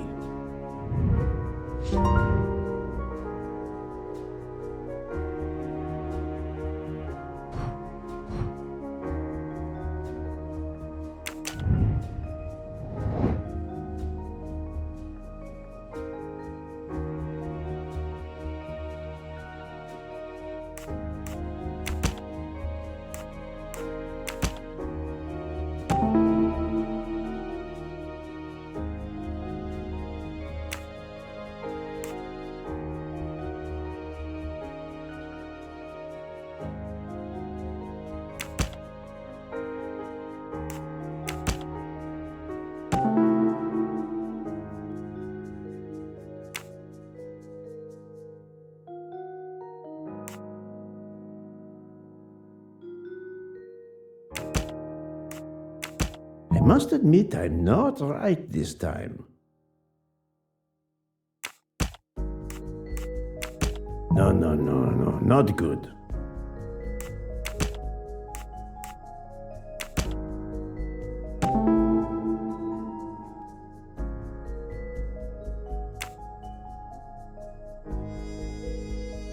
I can't imagine Ratchet taking a sleeping pill if he feared for his life. Et voilà.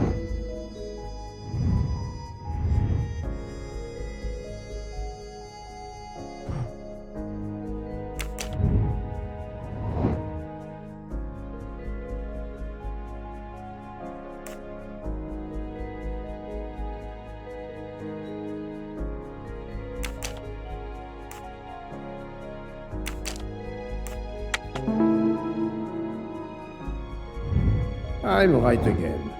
That happens to me a lot.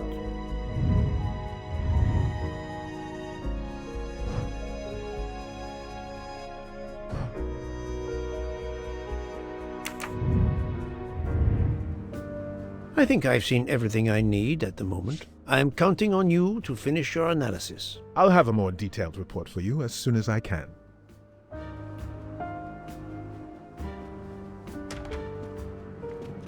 So, Poirot, did you find anything out? It's a bit early for the handcuffs, my friend. Even for Hercule Poirot. Do not worry, mon ami. I believe our culprit has no plans to strike again. Monsieur Ratchet was the target. Of that I am convinced. Tell me, Book, how did you spend last night? This is a joke, I hope. Don't you trust your old friend? My friend, calm yourself. I must hear your story in order to corroborate other accounts. Ah, naturally. Let me see. I went to my compartment after dinner. Dr. Constantine was already there. We talked about his career. He's a Cambridge man, you know. After university, he returned to his country and has done much good there. He was so interested in the Orient Express. I told him all the anecdotes I know. I'm not certain when we fell asleep, but it was very late.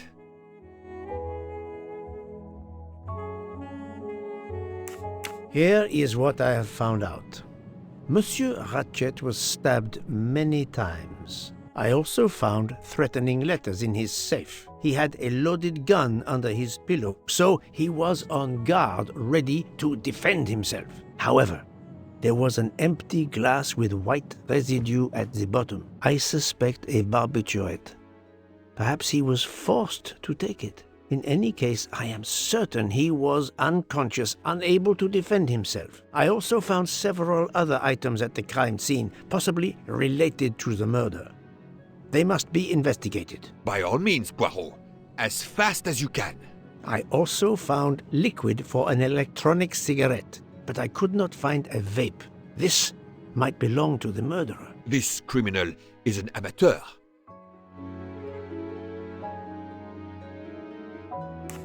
I need a list of the passengers with their compartment numbers. Pierre Michel will have it. I must interview the rest of the passengers and the staff. I'll be in the bar car if you need me. We are hours late. Soon I hope help will arrive.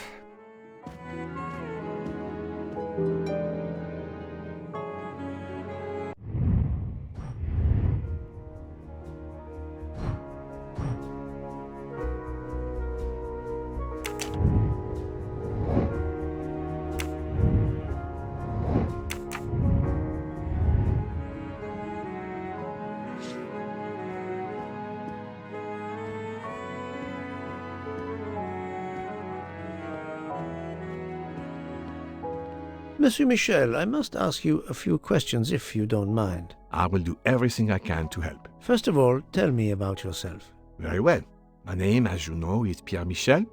I am from Calais. I've been with the company for over 15 years. Thank you.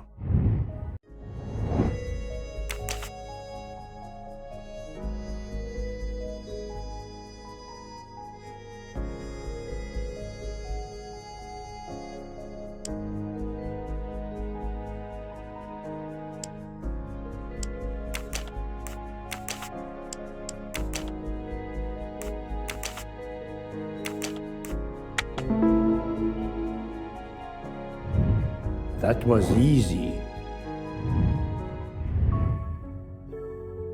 Can you provide me with a listing of the passengers and their rooms, please? Yes, certainly.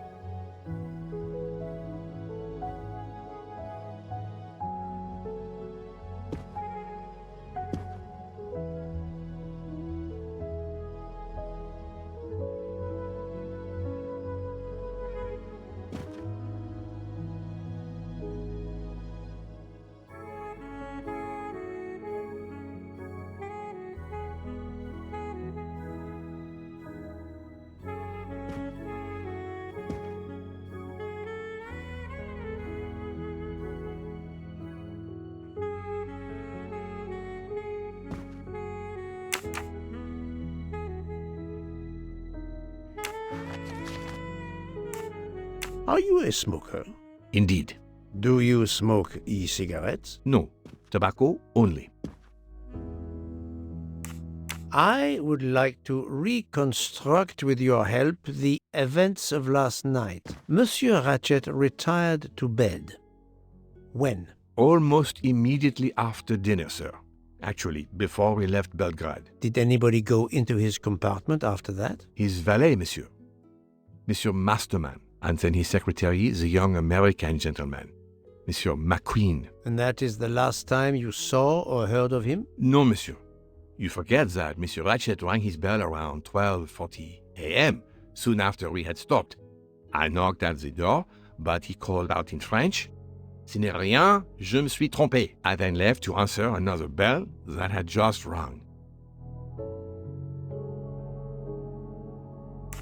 Where were you at 1:15 a.m.? I was sitting on my little seat at the end of the car, facing up the corridor. Are you sure? I left a little after 1 a.m. to speak about the snow with my colleague Jean in the bar car. I came back later. There was a call. I remember speaking to you. Indeed, I remember. Carry on. It was the American lady, Madame Hobart. She thought she saw a man in her compartment. Then, around 1:50 a.m., I made the bed for Monsieur Ratchet's secretary, Monsieur McQueen. He had spent the evening talking with the English Captain Arbuthnot. At 2 a.m., I returned to my place and stayed there until dawn. What is the last station where we stopped? Vinkovsky. Could someone have come on board? Possibly. I was very busy. Owing to the weather, we were a few minutes late. We left at 12:10 a.m.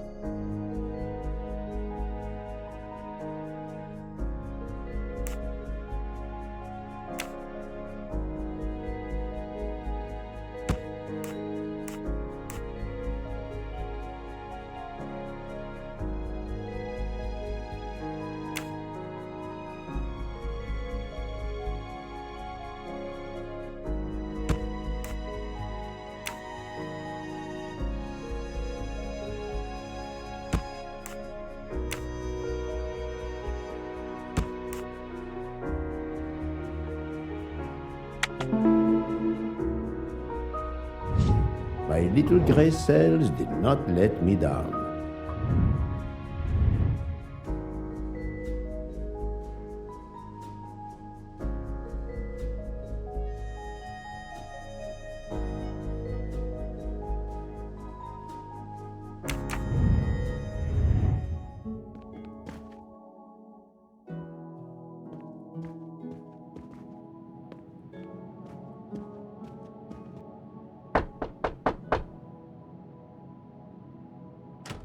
Good morning, madam. I am Hercule Poirot. Caroline Hubbard. What can I do for you, Mr. Poirot? I am the bearer of unfortunate news. It's obvious with all the commotion that something has happened. Madame Hubbard, I am afraid your neighbor, Monsieur Ratchet, was murdered last night. Oh my God! I knew it! I knew it! I would like to ask you some questions, but first, may I inspect your room? Of course, yes, you must.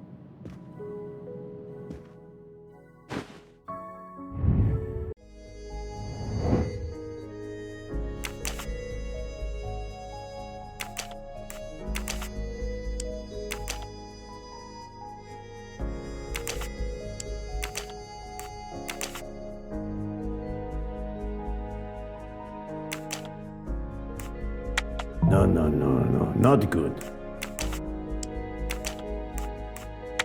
Think, Poirot, that is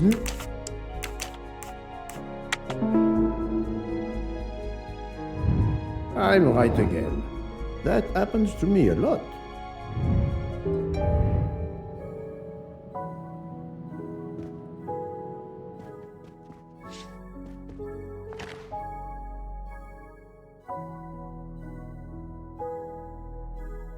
Here is a jacket button.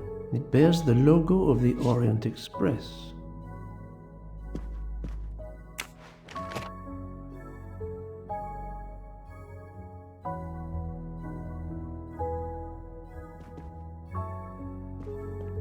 The luxury of the Orient Express is present in every detail.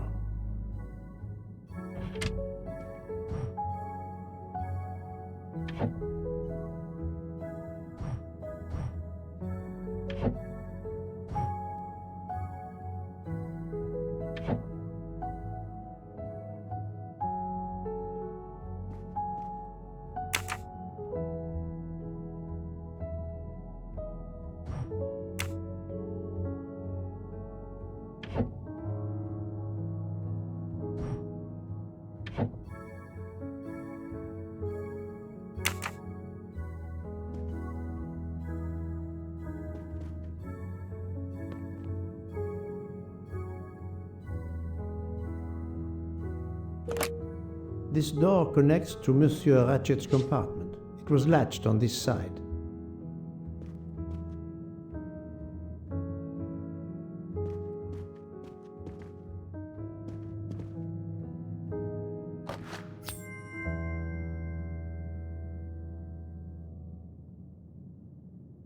Another golden moustache to treasure.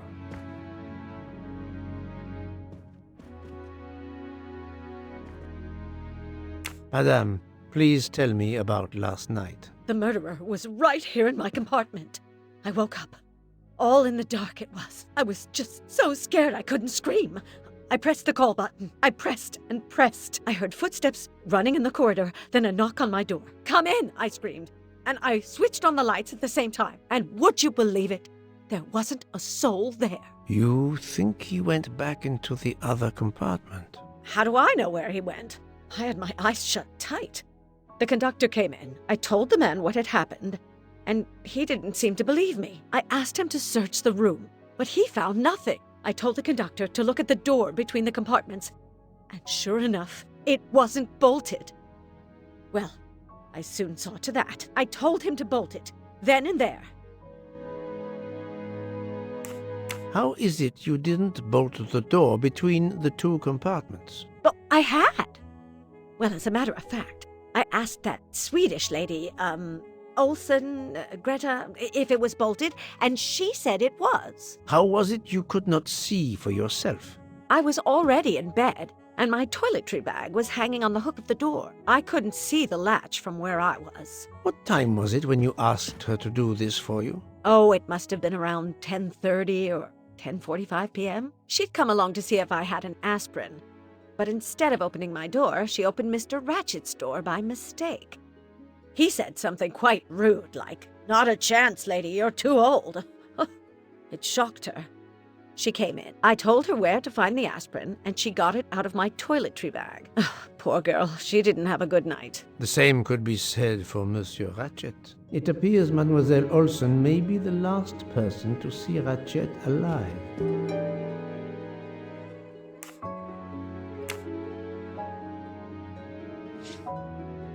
Is this your handkerchief? No, not at all. Yet it is embroidered with an initial H, like your name. I don't care, it's not mine, and I would certainly never buy something so impractical as that frilly thing. Are you a smoker? No, definitely not. Filthy habit. I found a jacket button on your table. It looks like it belongs to a train employee. The button bears the logo of the Orient Express. Well, of course the conductor came in last night, but he didn't go near that table. Still, it's a safe bet that it belongs to the conductor. I'll check his jacket later, to be sure. I have not finished inspecting your room. If you don't mind,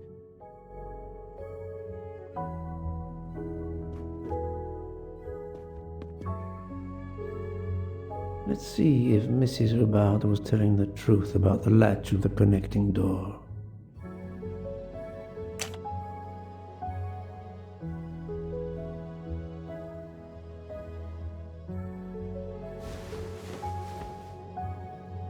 This hook is probably where Mrs. Hubbard hung her toiletry bag. This hook is probably where Mrs. Hubbard hung her toiletry bag.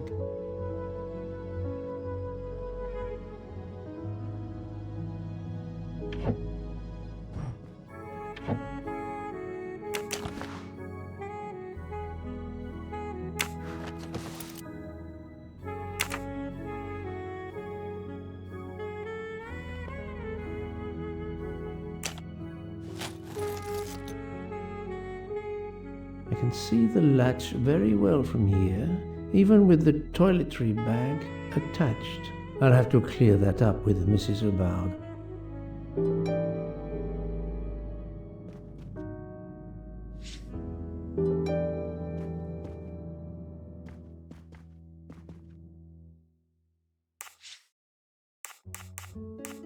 Mrs. Hubbard, you told me that the door connecting the two compartments was closed, correct? Yes, it was, as I told you.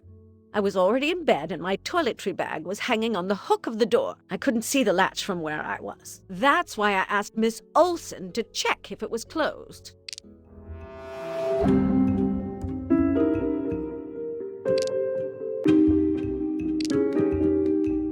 Are you sure everything you've told me is accurate, Madame Hubbard? Of course. I have an excellent memory.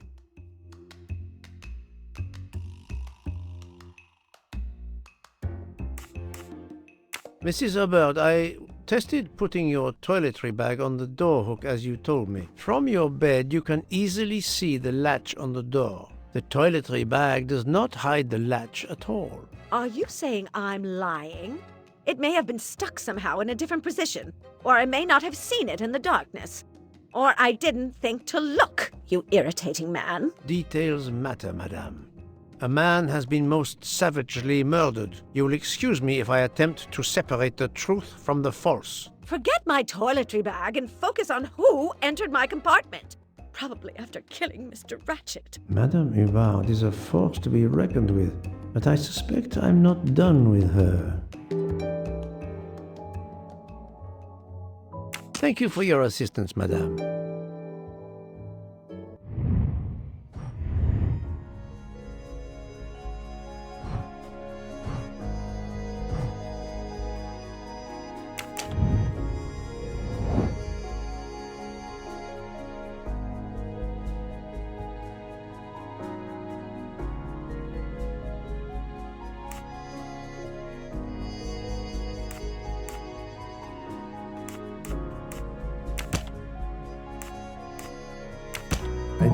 not think that's the right answer.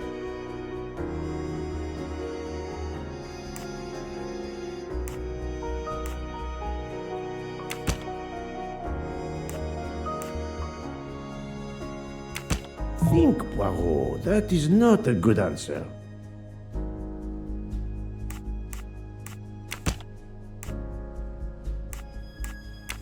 I do not think that's the right answer.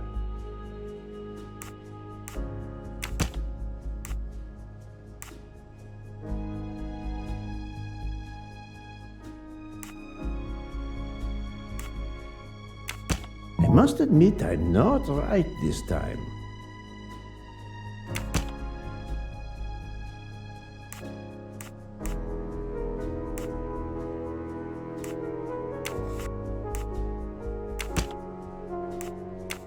This is wrong, but I'm never far from the truth.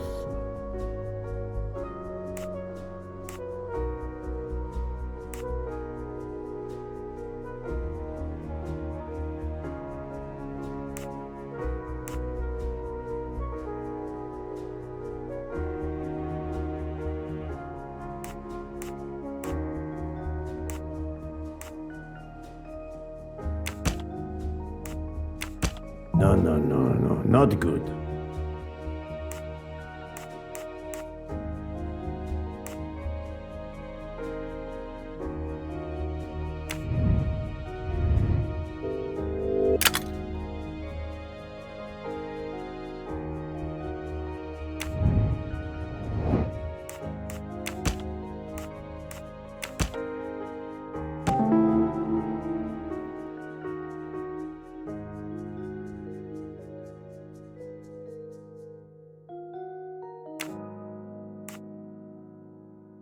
While Monsieur Michel was chatting with Monsieur Fauchet in the bar car between 1 a.m. and 2 a.m., the murderer could have escaped Ratchet's room without being seen.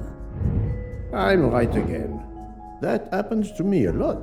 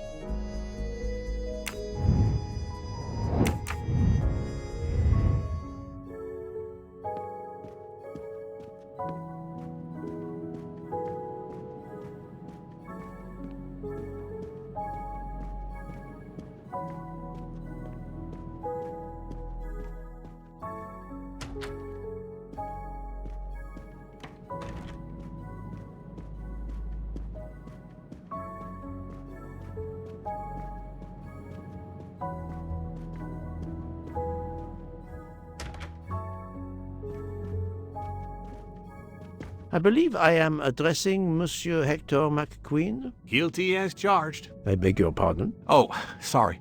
Just an expression. My father used to say it. You must have had an interesting childhood. I am Hercule Poirot. No need to be modest. You're a detective. You are Monsieur Ratchet's secretary? I am Mr. Ratchet's secretary. Just over a year. I mainly take care of translating certain texts for him. Mr. Ratchet only speaks English. Prepare yourself for a shock. Your employer, Monsieur Ratchet, is dead. So they got him after all. What do you mean? You are assuming he was murdered? I know he had enemies. What can you tell me about Monsieur Ratchet? He was American. He was an antiques dealer. I don't know much more. Mr. Ratchet never talked about himself or his life, but I think Ratchet wasn't his real name, and he left the United States to run away from something, or someone. Yes? He started getting letters, threatening letters. Do you still have them? I have one. Did you know that Monsieur Ratchet had asked for my help? Asked you? No, I didn't know. He knew he was in danger. When did you last see him? Last night around 10 o'clock, I should say.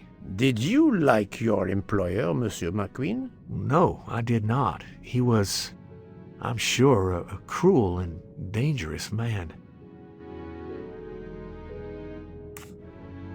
Can you tell me your movements last night? I went back to my compartment. I read a little. In Belgrade, I went out onto the platform to smoke, but it was cold. I quickly went back in. I then went to Mr. Ratchet's compartment to take some dictation for him. I left around 10 o'clock. I saw Captain Arbuthnot.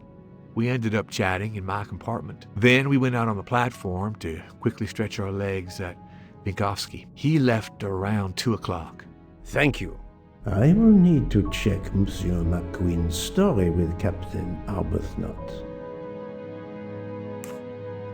I found a diary in Monsieur Ratchet's safe. Did you know about it? I kept a business appointment book, but I know he had a personal diary as well. That looks like it. Are you a smoker? Yes, I smoke cigarettes. I've tried to quit, but no luck. Can you give me this letter, please? Of course. Here it is.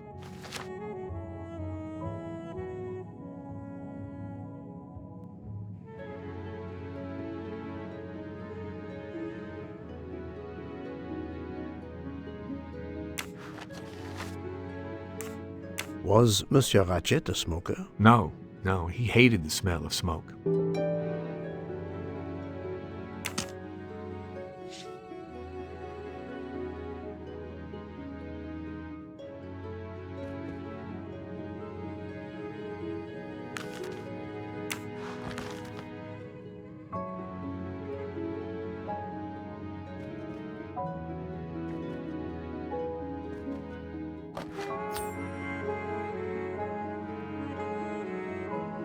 You can never have too many of these.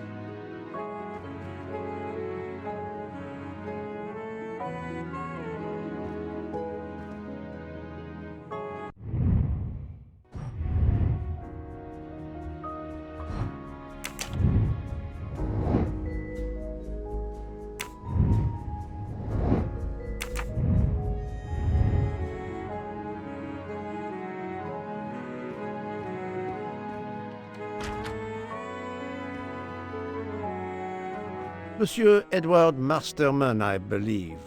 May I ask you some questions? I can barely talk. I have a terrible toothache. We have a doctor on board the train. Perhaps... I do not need a doctor. I use essential oils. If you can find my flask of clove oil in my box, I would be grateful. Fine, if you insist. I will help you.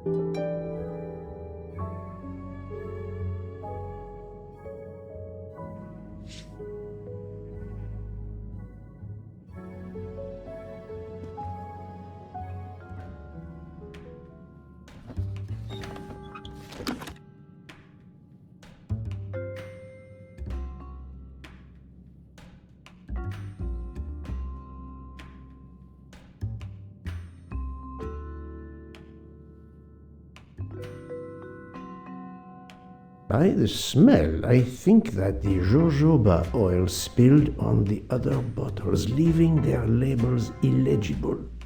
I must find another way to find which one is Masterman's toothache remedy. The weighing scale is soaked in jojoba oil. It's unusable. Ah, this old scale will do the job.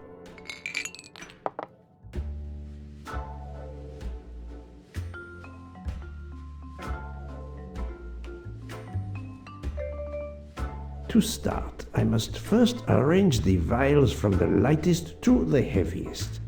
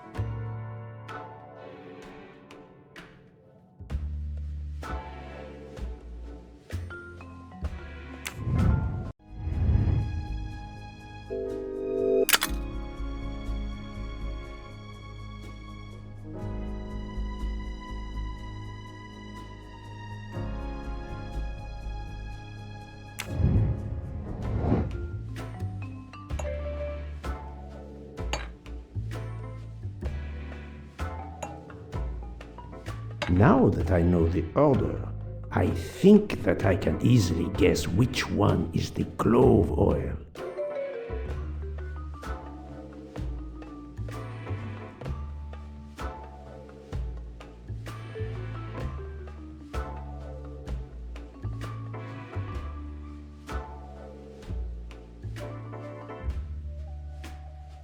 I don't think this is the remedy.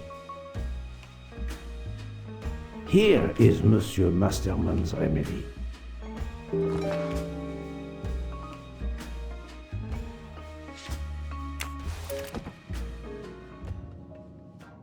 Here is your remedy. I hope it will help. Thank you very much, sir. Well, I can finally speak without too much pain. I'm ready to answer your questions. You are Monsieur Ratchet's valet? Yes, sir, that is correct. Were you told that your employer was murdered? Yes, sir. A very shocking occurrence.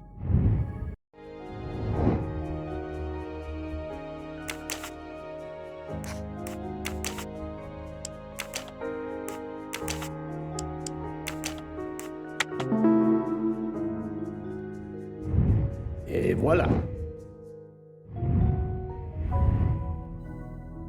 At what hour did you last see Monsieur Ratchet? It must have been around 9 p.m., sir. That or a little after. I went to bed around 10:30 p.m., same as the person who shares my room, Mr. Foscarelli. He almost immediately began snoring. What did you do then? I read, sir, and I spent a while soothing my toothache with clove oil and listening to the snoring. Did you hear anything during the night? Yes. My roommate's snoring. Are you a smoker? Yes, sir. I have a cigarette now and then to relax. Tell me about your employer, Monsieur Ratchet. I've been working for him for 9 months. I should not wish to speak ill of the dead, but he was not a gentleman, sir.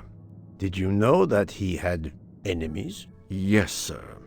I heard him discussing some threatening letters, sir, with Mr. McQueen. Did he mention these letters to you? He had been reading a letter when I came in.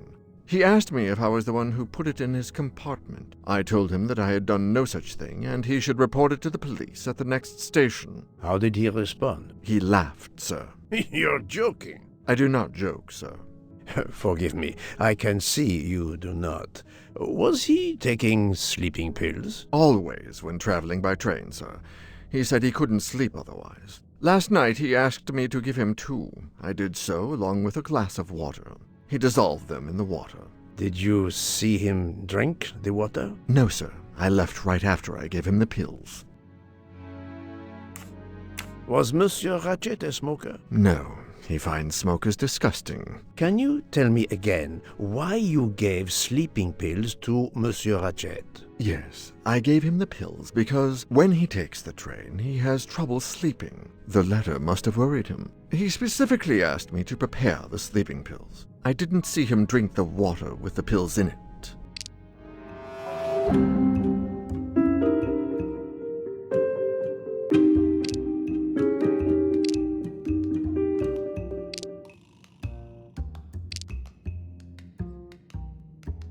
Monsieur, I believe you are not telling me the truth. What? How can you say that?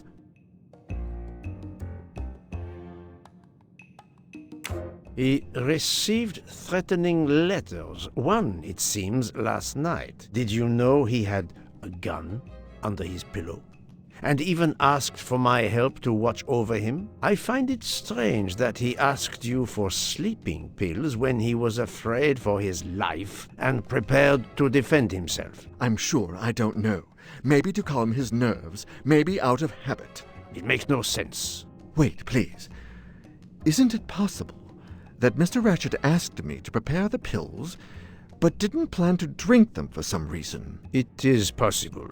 But I am a student of character, monsieur, and the Monsieur Ratchet you describe is not the man I met. If you'll excuse me, my toothache is getting worse again. I'm afraid this time you must prepare your own clove oil.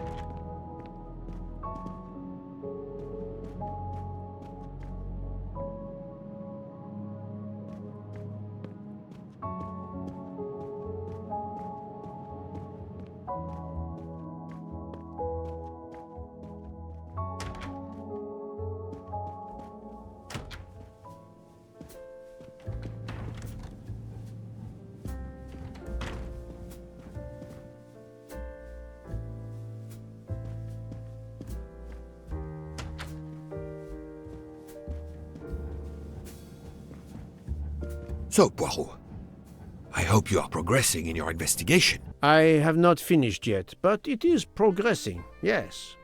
I still have many questions that must be answered. I will report to you as soon as I can.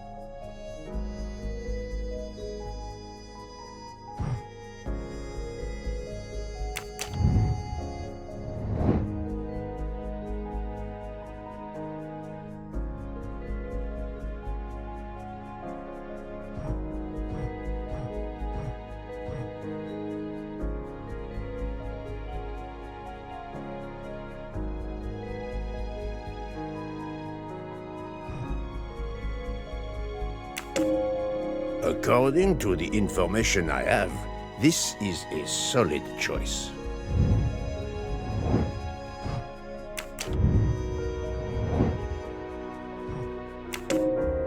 This appears to be a good lead.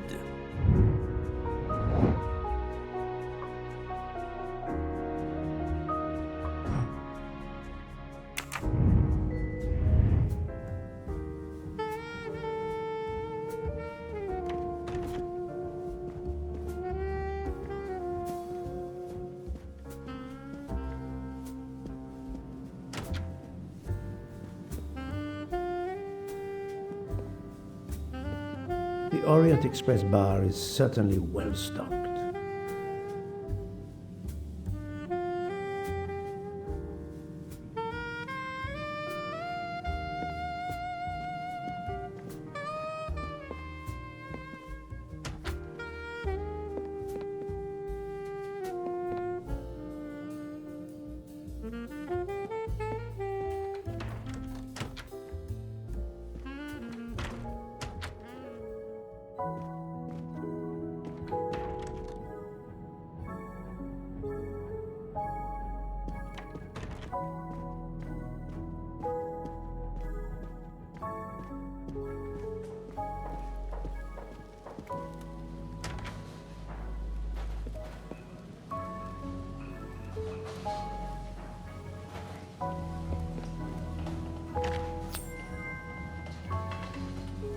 Haha!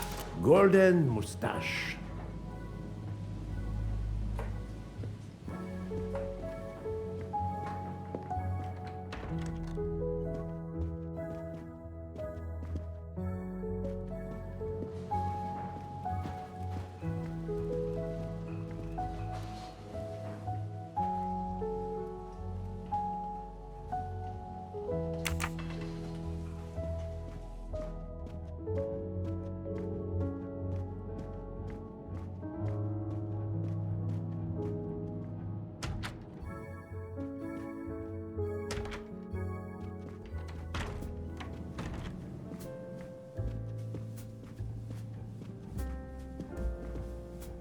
So, Poirot, I hope you are progressing in your investigation. I have not finished yet, but it is progressing, yes. I still have many questions that must be answered. I will report to you as soon as I can.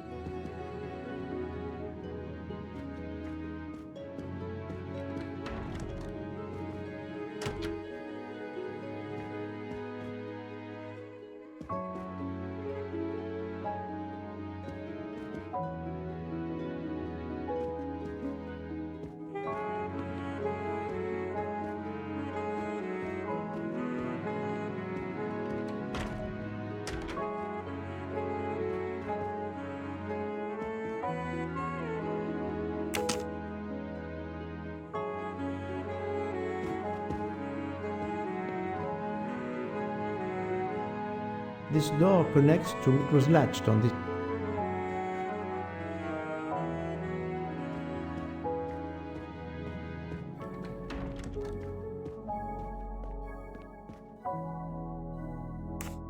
I found a button from an Orient Express staff jacket. Did you lose one by any chance? No, monsieur. As you can see, I have all my buttons. It is not mine.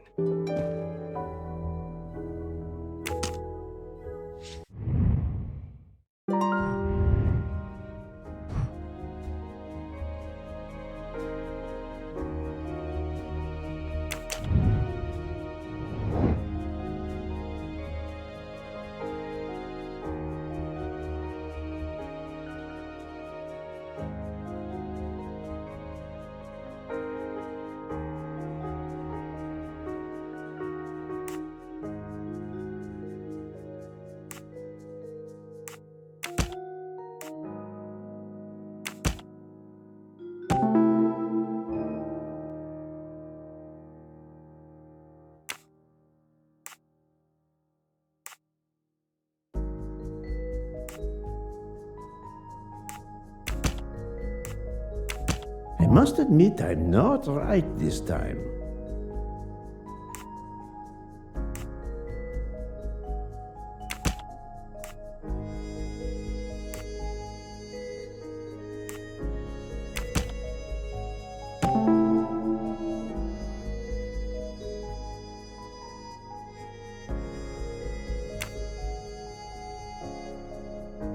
The murderer may have impersonated Ratchet by calling Monsieur Michel to make it seem that Ratchet was still alive at 12:37 a.m.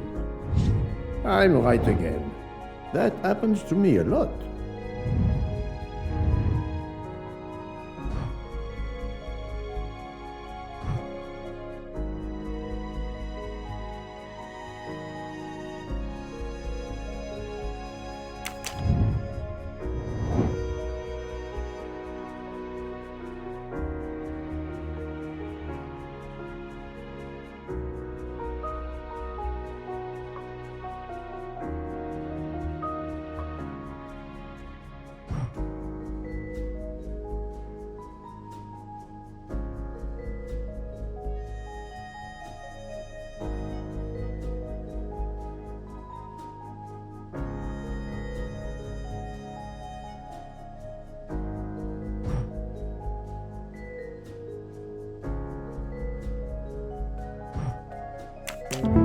My little gray cells did not let me down.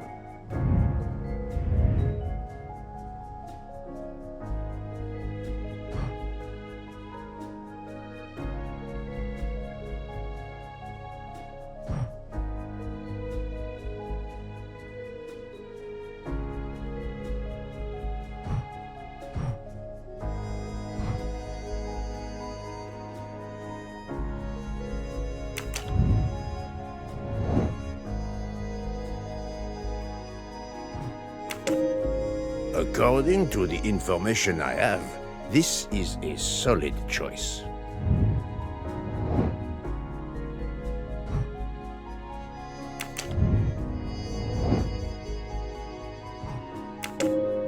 This appears to be a good lead.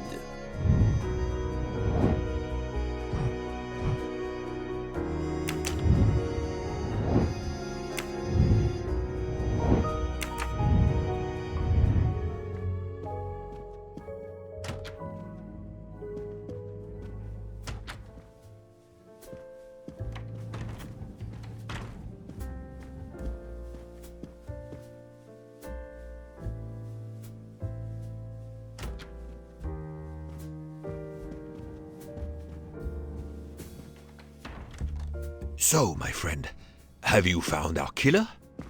Not yet, but I will tell you what I have learned. Please. Our assassin could have gotten on the train at Vinkovsky disguised as a conductor, entered Ratchet's room and killed him. Then He walked out through Madame Hubbard's connecting door, where he lost a button from his jacket. He had to wait for Monsieur Michel to be absent. He waited too long. The train had left the station. He was trapped aboard. Indeed. He had opened the window to make it look that he'd escaped that way. However, if he waited until the train stopped again due to snow, his footprints would have been found. The murderer is still among us, on the train. There's a problem with the second-class toilets. What now? All morning passengers have been complaining that the door is locked, so I went to check. I knocked, but no one answered. I didn't think I should open it without speaking to you first. You did well, Monsieur Michel. Lead the way. I use my master key.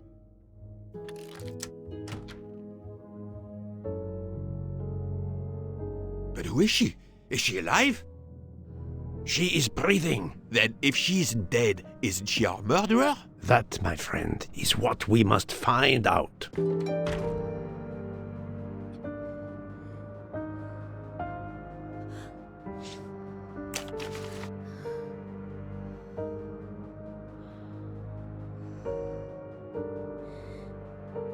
The ticket reads Joanna Locke, traveling in compartment 105.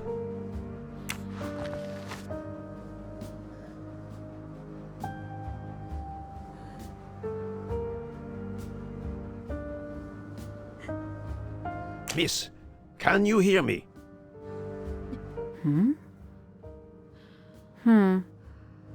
She's breathing. Her pulse is strong. There is no sign of physical violence. This woman is sleeping very soundly.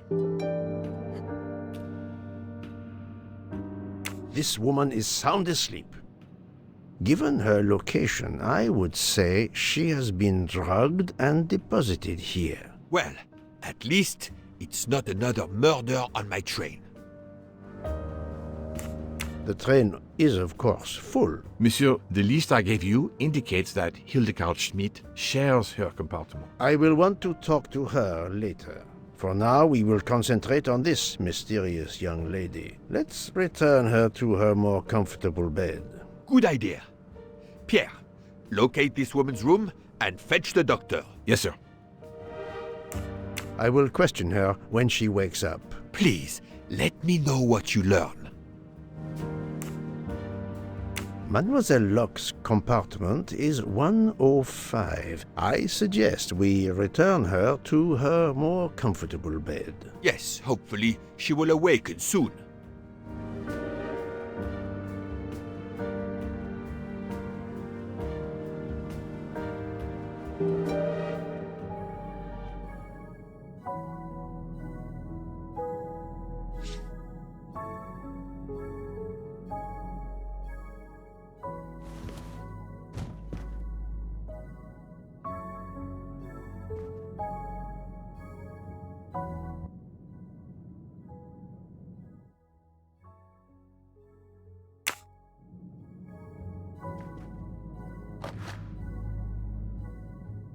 A cup of tea with white residue at the bottom.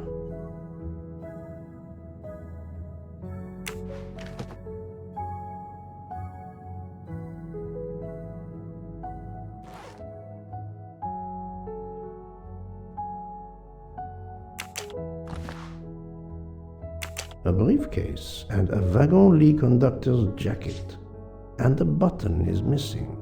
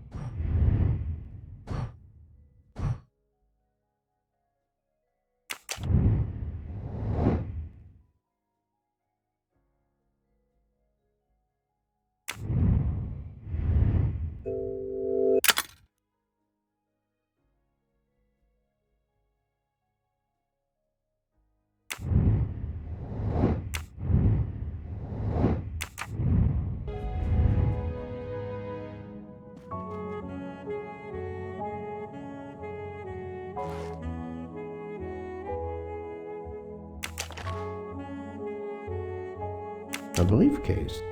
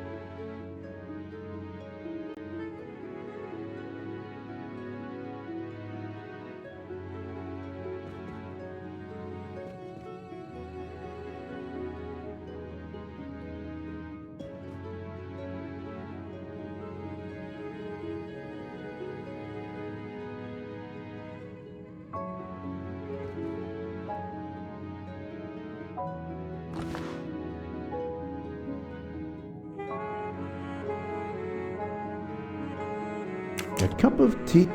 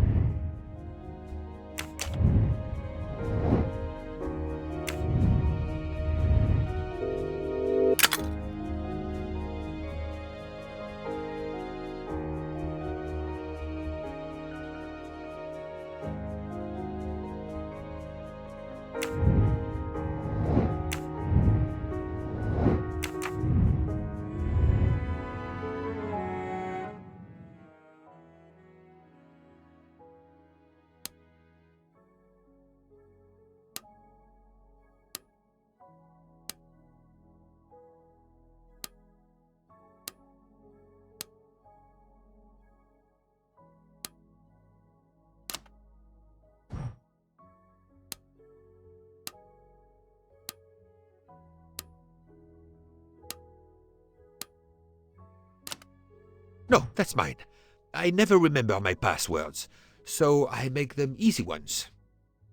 Poirot, what if the briefcase is booby-trapped? We really need to find the combination. But of course you know what you're doing. It is booby-trapped, is it? Have you tried 0000? Have you tried 1, 2, 3, 4? If you need a break, I can ask Jean to make you some coffee. Poirot, I'm disappointed in you. I was certain you would have it by now. So, Poirot, any luck so far? Poirot, what if the briefcase is booby-trapped? No, that's mine. I never remember my passwords, so I make them easy ones. So, Poirot, any luck so far? We really need to find the combination. But of course you know what you're doing. It is booby-trapped, is it? Have you tried 0000? Have you tried 1, 2, 3, 4? If you need a break, I can ask Jean to make you some coffee. Poirot, I'm Book. Silent like a mouse, please. I'm sorry. You're right. I'll be quiet now. You need to concentrate. I will not utter another word. Not one. Book. There will be another murder on the Orient Express in a moment.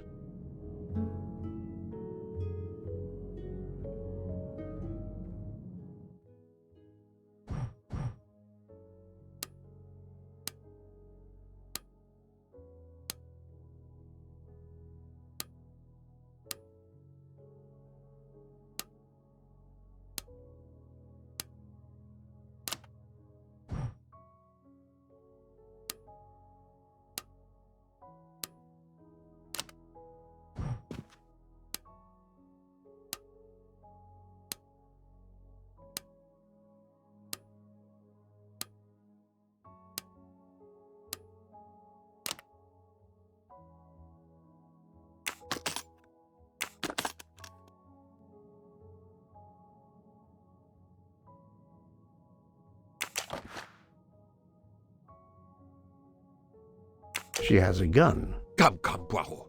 Criminals are often known to carry one. Ratchet was stabbed, not shot. But then why take it on the train?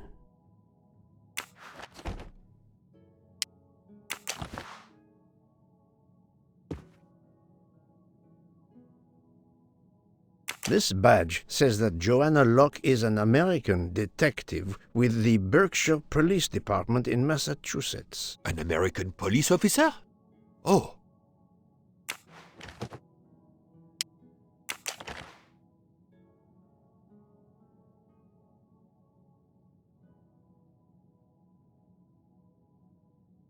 Her driver's license confirms her identity. She is American. These are fake IDs. It's certain.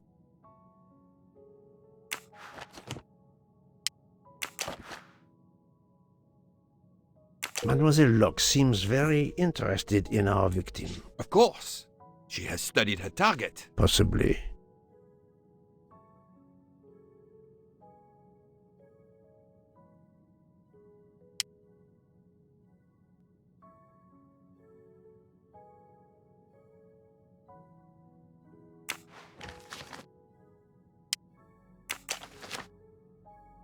The stuffed animal is the same as in the photo found at the crime scene. What a coincidence. Mademoiselle Locke appears to have been investigating Monsieur Ratchet. Look, she's waking up. Thanks to you, I would not be surprised if our murder victim were also waking up. What?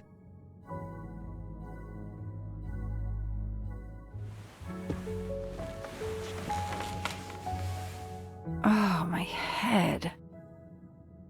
What's all the yelling about? Who are you? Give me a good reason why you should not be in handcuffs. I can give you a reason, Book. Whose handcuffs will we use? I have none. Do you? Well, You are Joanna Locke, mademoiselle? Yes, Joanna Locke. I'm a detective. Berkshire, Massachusetts Police. I have found your credentials, mademoiselle. And I know who you are, Mr. Poirot. Then, if the introductions are complete, perhaps the explanations may begin. I'll try. It's simple, really. I'm on the trail of a murderer.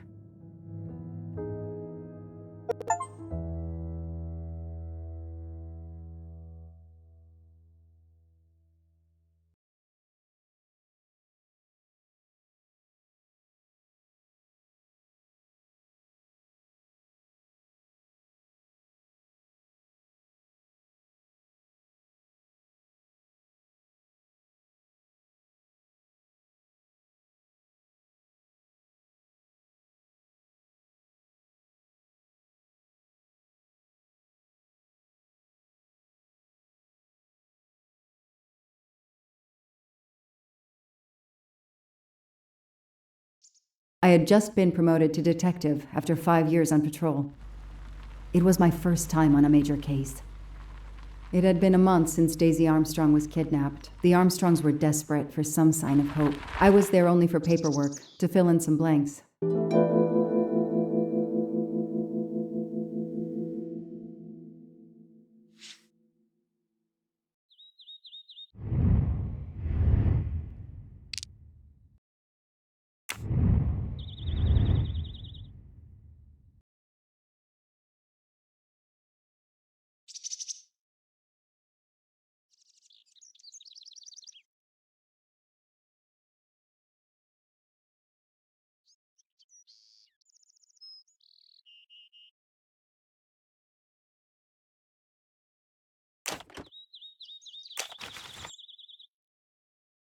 A topographical map, often more important than a road map in these mountains.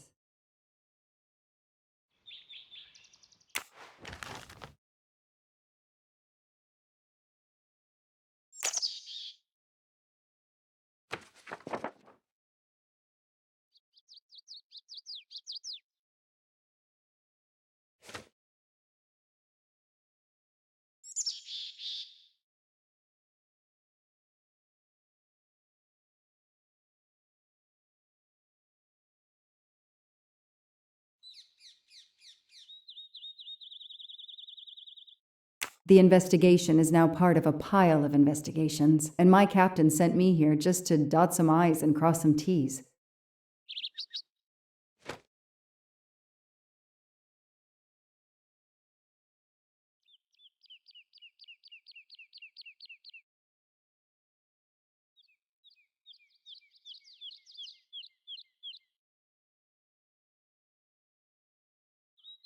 The crime was audacious. How could the kidnapper know which was the window of Daisy's room? No, they could use a ladder to reach it, and no, they could enter the room without being seen.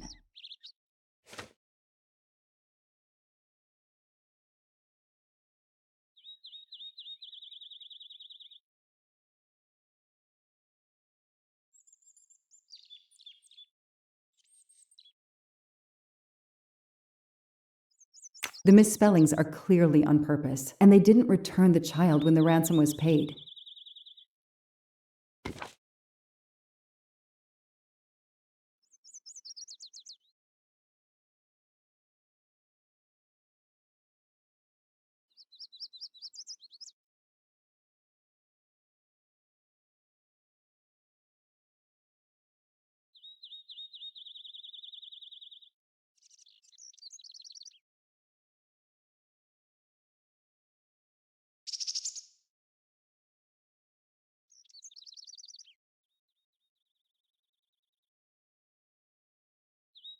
How could the child be taken with so many people in the house?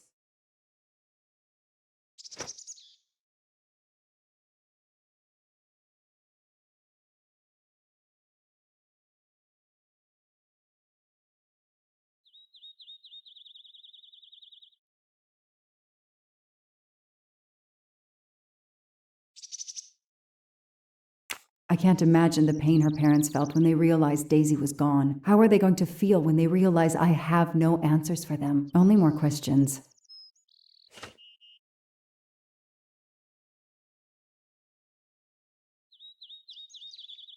That's why I'm here. A damn computer glitch. Or somebody pushed delete instead of save. Whatever happened, we lost the nanny's deposition. So my entire contribution to the investigation is to take it again.